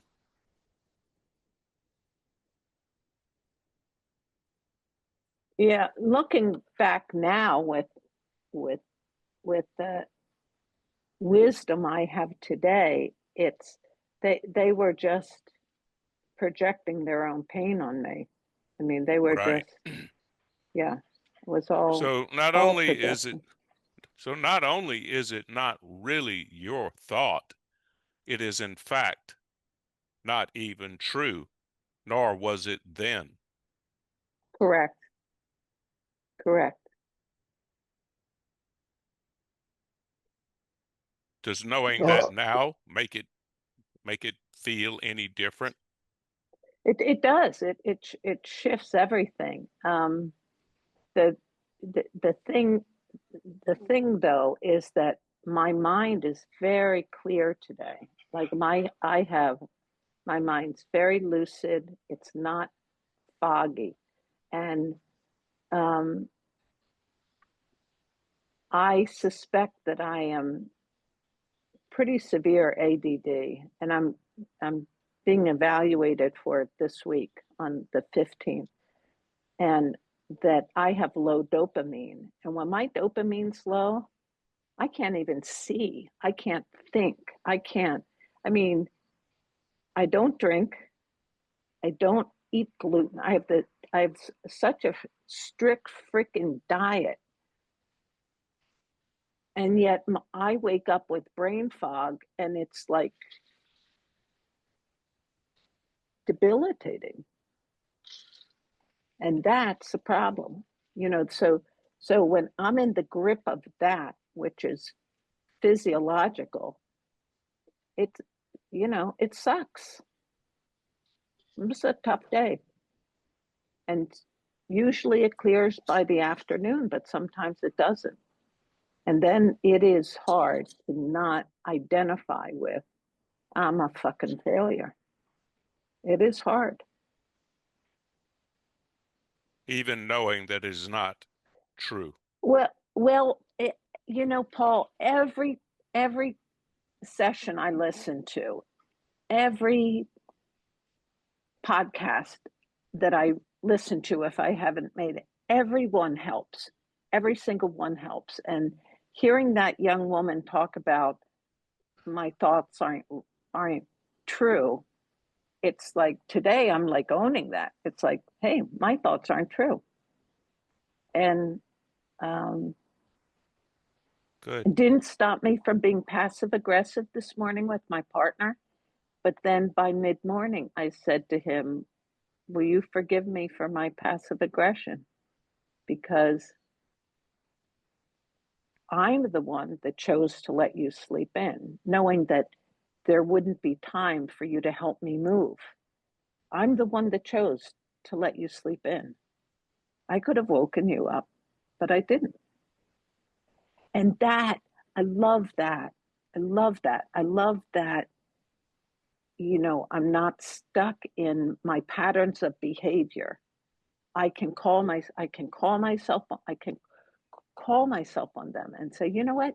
I don't really want to relate like that. I don't want to have transactions with people like that. Well, noticing, when you notice and when you listen in these groups, it causes you to notice those things. Whereas Yeah. before, you would not notice those things. You would be stuck in that pattern of behavior. Noticing Right. is half the battle. Yeah. Knowledge Yeah. of the problem just tells you that there is a problem. Solving it is solving it. Just apologizing, whatever form solving the problem Yeah. comes in. Yeah. So it's good that Yeah. you But notice it's, these things. yeah. And I'll tell you, geez, lately, every single, don't know what to call these podcasts or videos that I listen to, something hits home and I'm like, oh my God, that's gonna have an impact.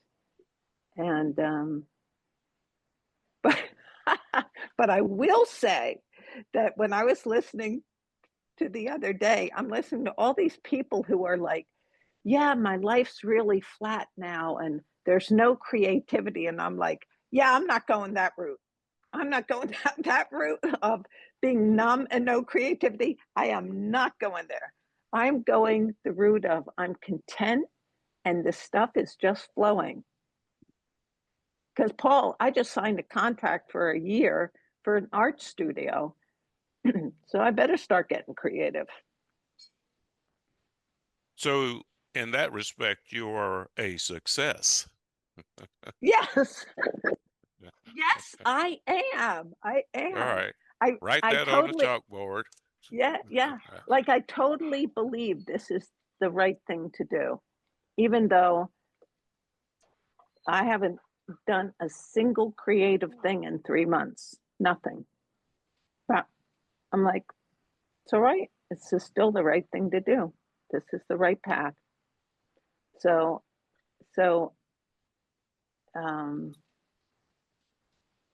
so we'll see what we'll see what comes up.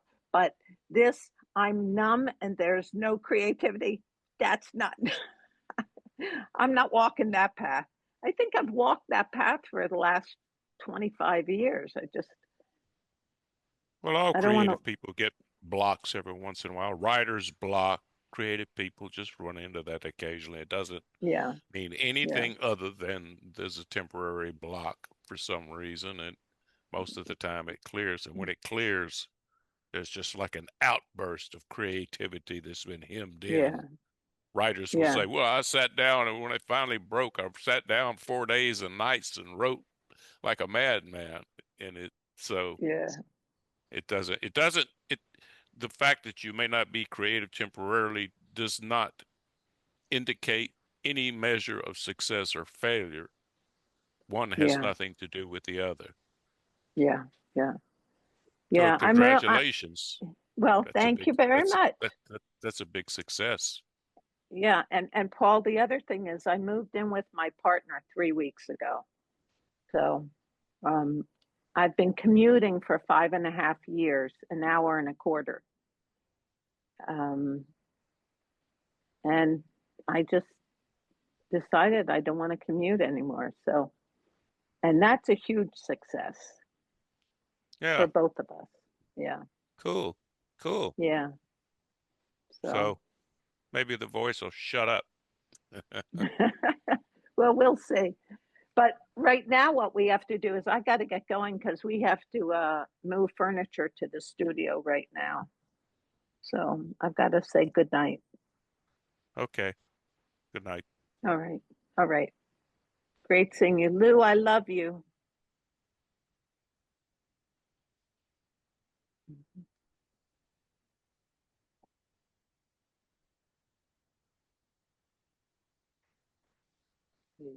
Bye.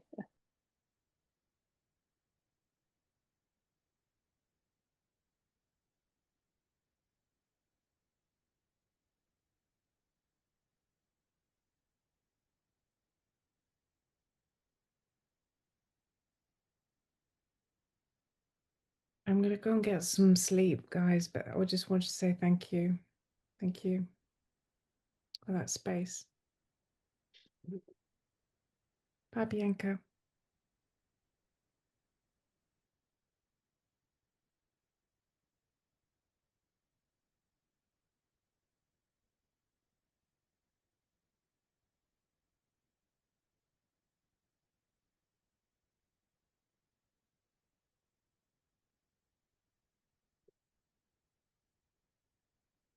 Has all this stuff impacted you, Bianca?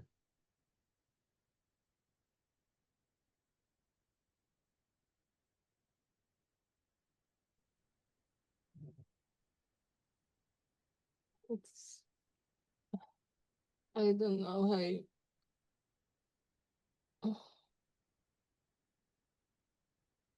I'm not sure how to describe it, but maybe I feel hollow.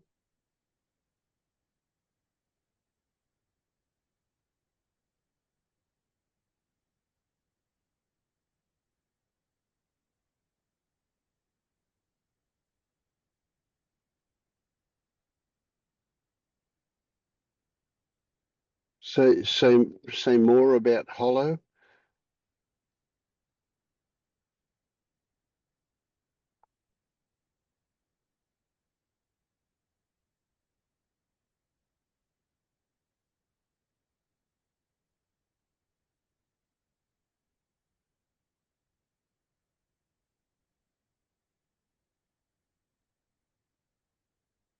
Do you mean you weren't moved by it?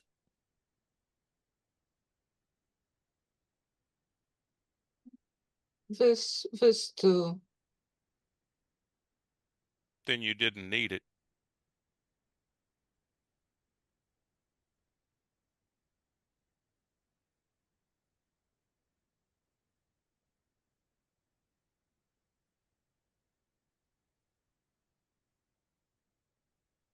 Yes, it's like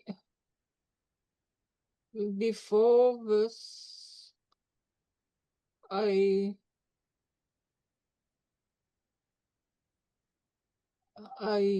needed words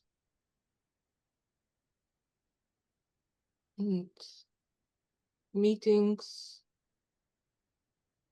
to distract from this hollowness.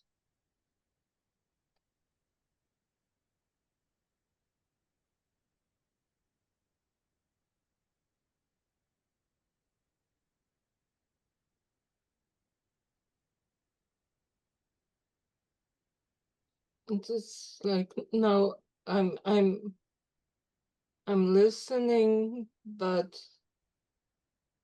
the words are just sounds. You're not reacting emotionally to what was going on. Yeah, not much. Well, that's okay. If it doesn't touch you, then it's not something you were particularly in need of.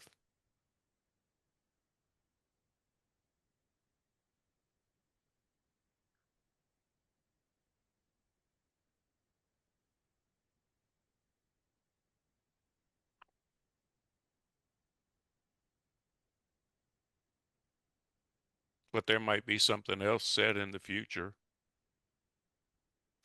that does touch you, and that'll be that.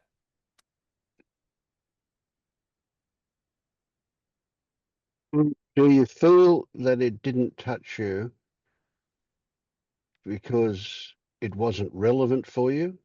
Or do you feel that it didn't touch you because you were protected from it?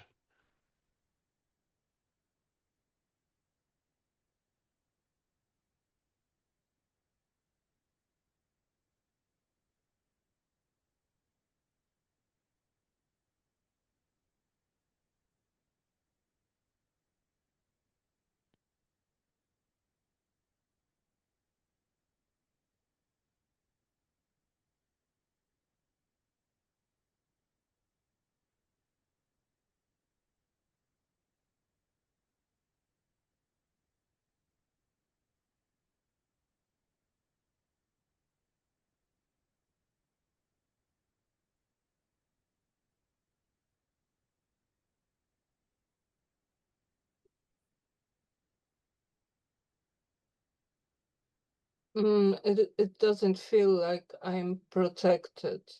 Okay. So it just wasn't relevant. Yeah.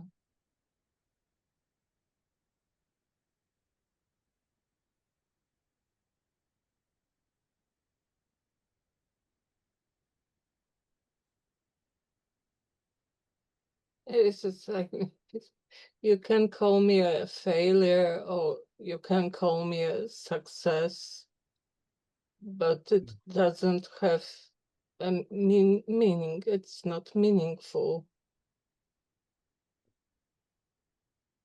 Right. Like you can call me a wardrobe. Yeah.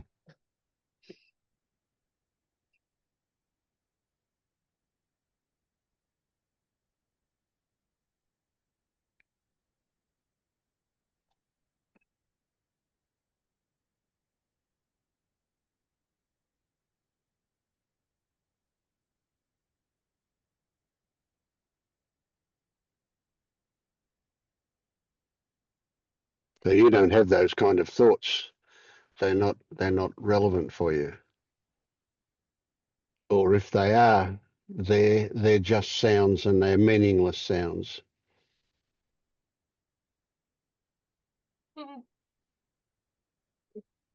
They feel like a part of this mechanism that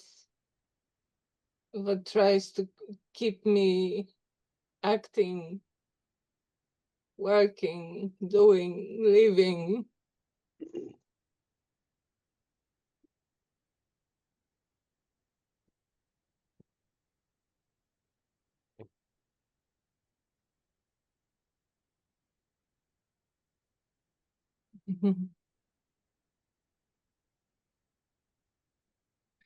Lately, I tried my hand at modding games, writing modifications for a video game, making some new, I don't know, new furniture for virtual house.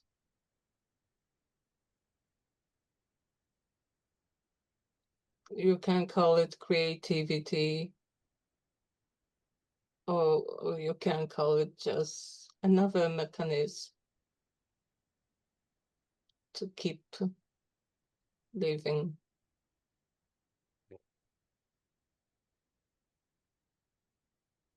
Did it work? Oh Did it add yeah. furniture? It added furniture? Yeah. There you go. Success. And it was very successful in engaging me. I was so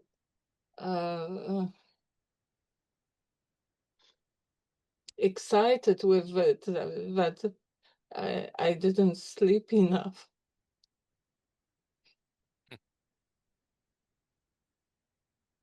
Well, if you enjoy it, that's the big thing for me. I, I try not to be judgmental about myself because that goes nowhere.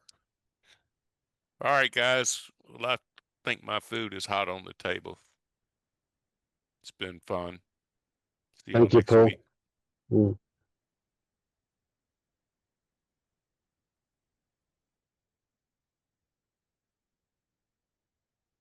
But if even beneath all this enjoyment, I can see the hollowness.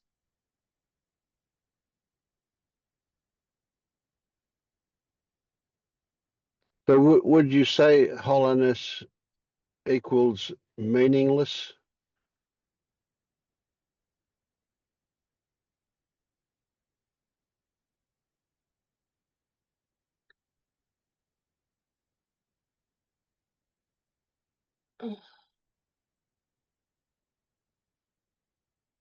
Well, helplessness.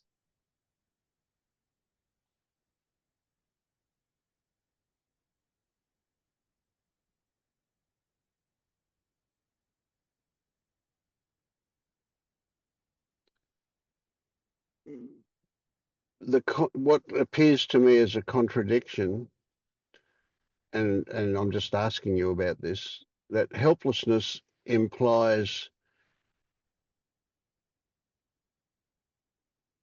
an inability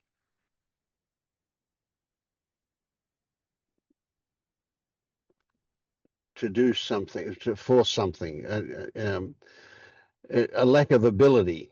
Helplessness implies a lack of ability, and where that seems to be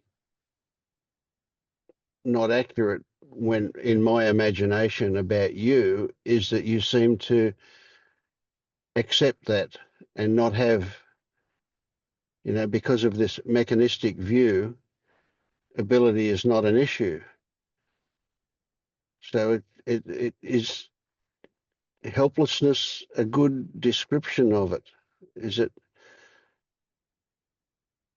is there something lacking with helplessness? It appears that there's something lacking, and I kind of don't get that feeling from you that there is something lacking. Is there?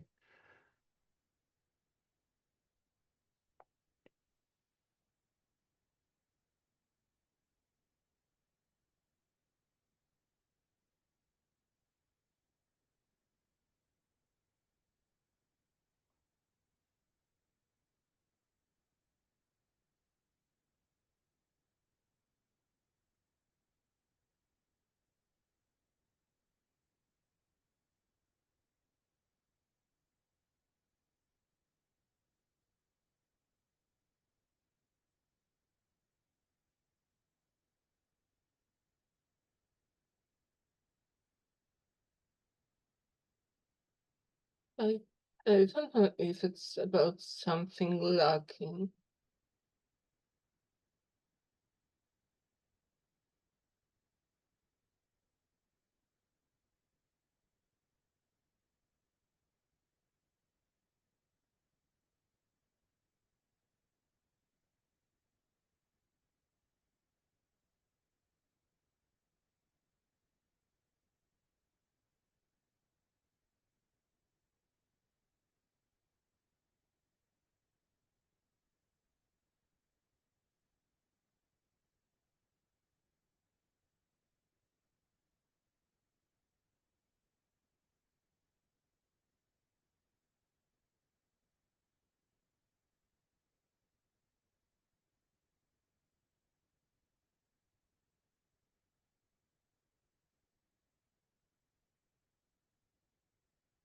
If I offer acceptance or surrender as an alternative to helplessness, which of those three feels more accurate for you?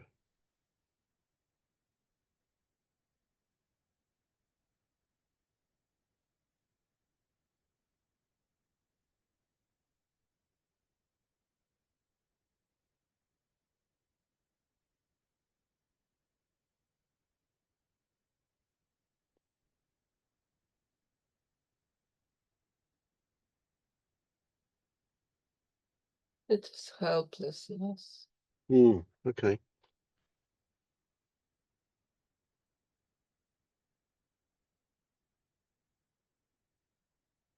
So then another implication in helplessness, in helpless, is that there's something wrong.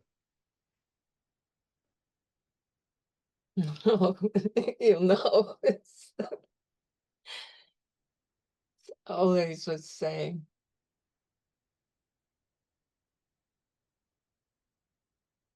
But there is anything rather than nothing.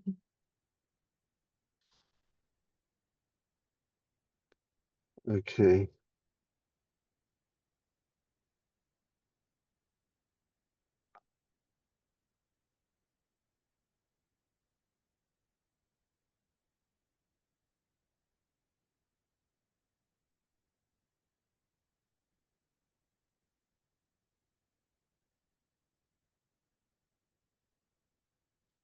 So, and it's not something lacking, but it's there is too much.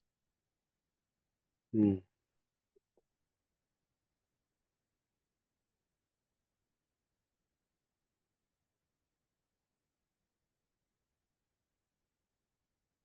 So would you go as far as to say in helplessness, there is something right and something wrong?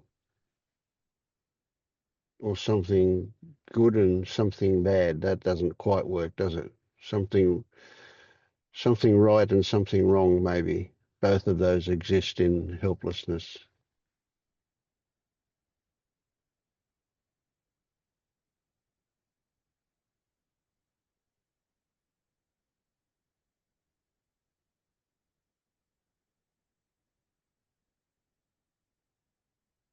Again, it feels just like words. Mm.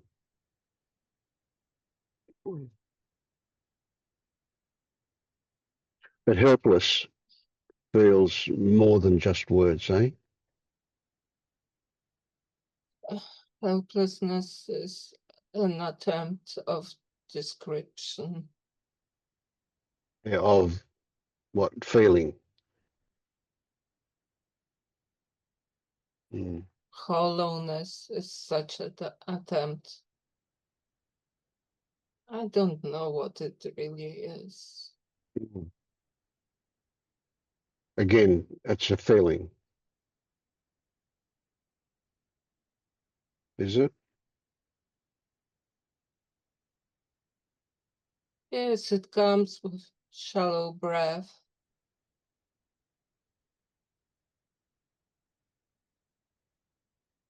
And there is some kind of relief when breathing out, because it feels like there is pressure from the outside.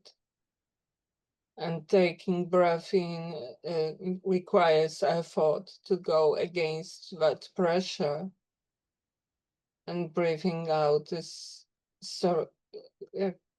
going with this pressure. There is no effort in breathing out.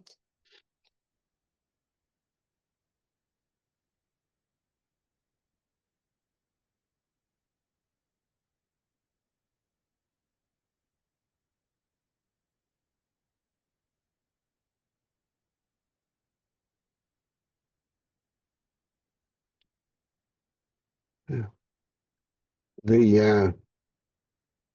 The experience here is that instead of that being a pressure outside, it has to be a vacuum outside, because I'm pulling against the vacuum as I breathe in, and I'm filling the vacuum as I breathe out, so it's easier. But that's just what comes here. So when you say pressure, you could be talking about a negative pressure in the same way. Anyway, that's just neither here nor there. But yeah, I get that.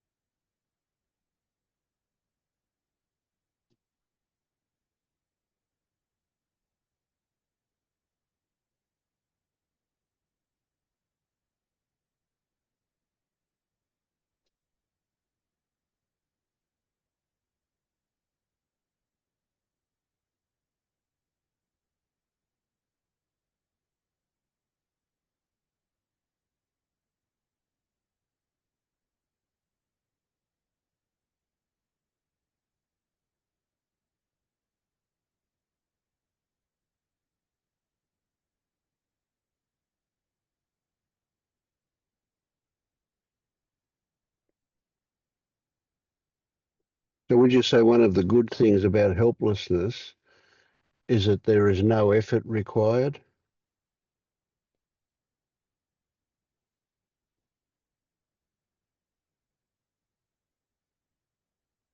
It's submissive. Oh,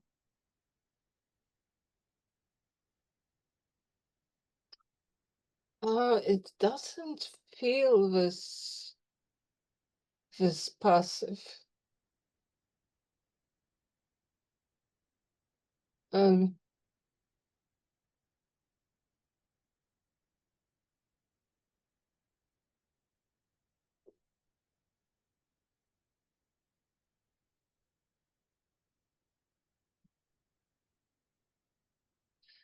it feels like there are very, very small movements in the body. Like it's not even movements, it's just like energy just going.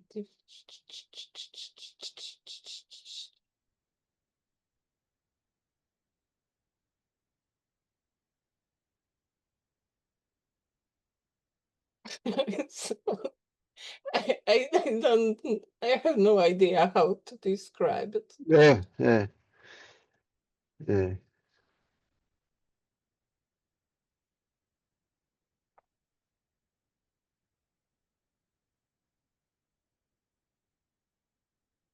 I get what you say though. I can feel that energy. That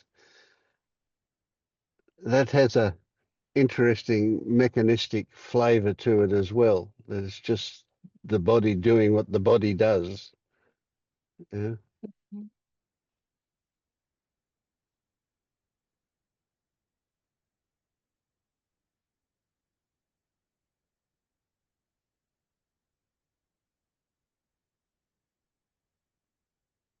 And I can It's I can like see that. Yeah. the inner trembling. Yeah. Trembling. Well, what a nice word. Yeah. Yes. It has a good feel about it. Yeah.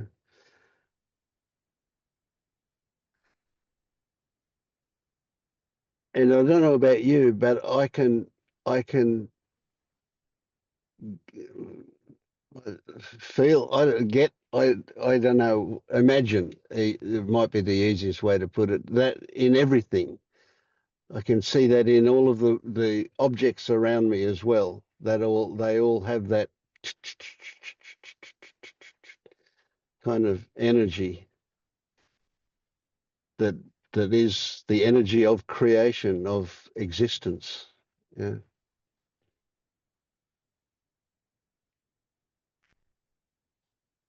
Do you get that in objects as well? Hmm. Haven't thought about it. Mm.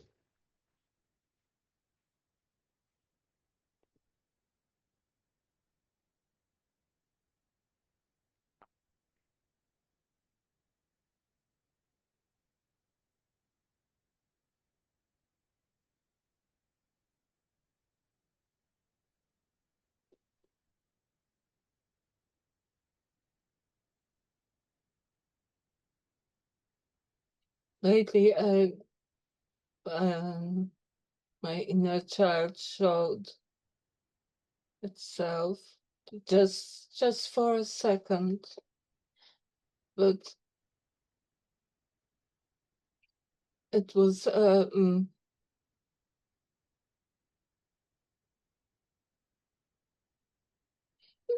it was fear. This kind of fear. Maybe in words it would be, I've messed up and now I'm fucked.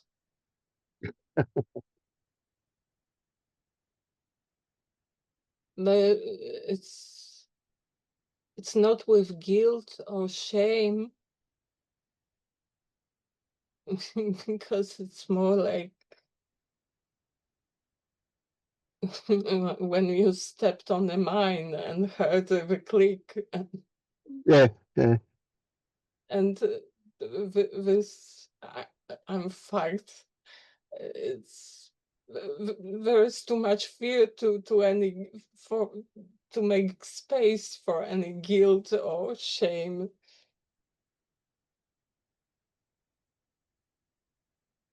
But it also has the flavor of inevitability. It just happened.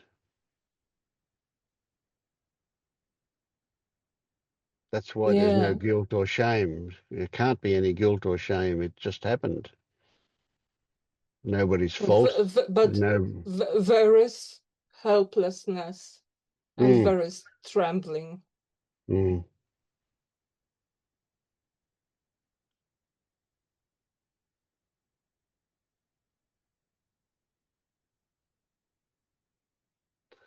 Which takes us very close to accepting the inevitability.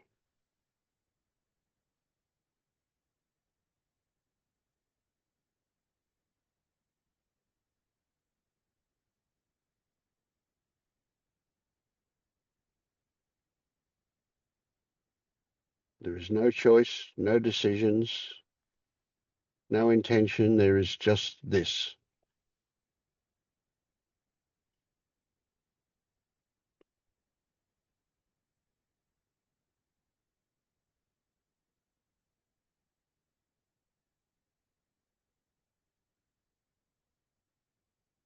Maybe I've imagined acceptance being something calm. Oh, okay. And it's Yeah. not calm at all. It's Mm.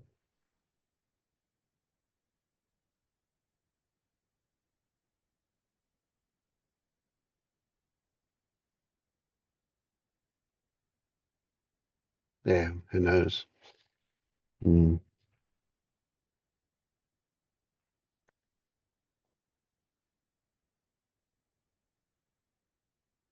it's you know how when you often speak about awe, and I told you how awe is both admiration and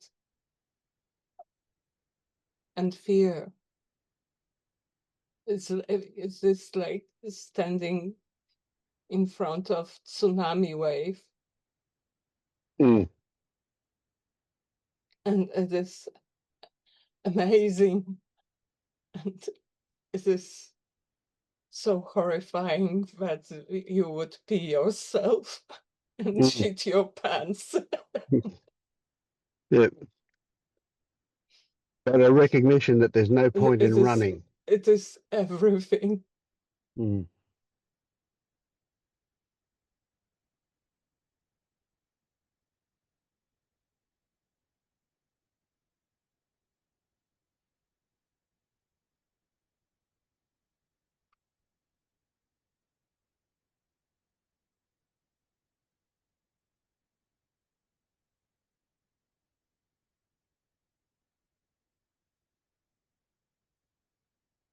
Was there some relief from that when you were making furniture, your virtual furniture?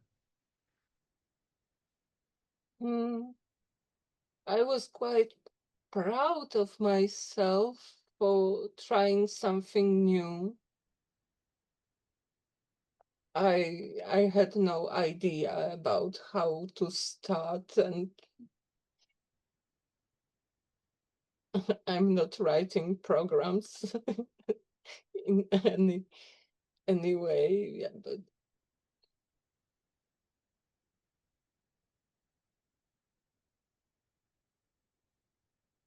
Oh, I presume you weren't making furniture with codes, lines of code. no, No. but to make it work, to make them show up in the game at the right place, you have to. It's a very simple program. It's nothing. Mm. It's not really something to be proud about, but Yeah. But you did. You I was succeeded. proud just for trying something new. Mm. it could be knitting. It would be the same. Yeah.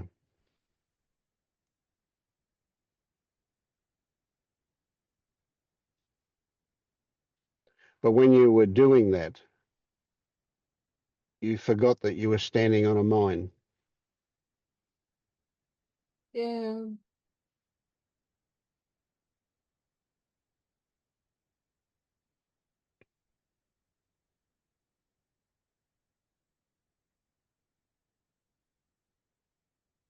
Mm.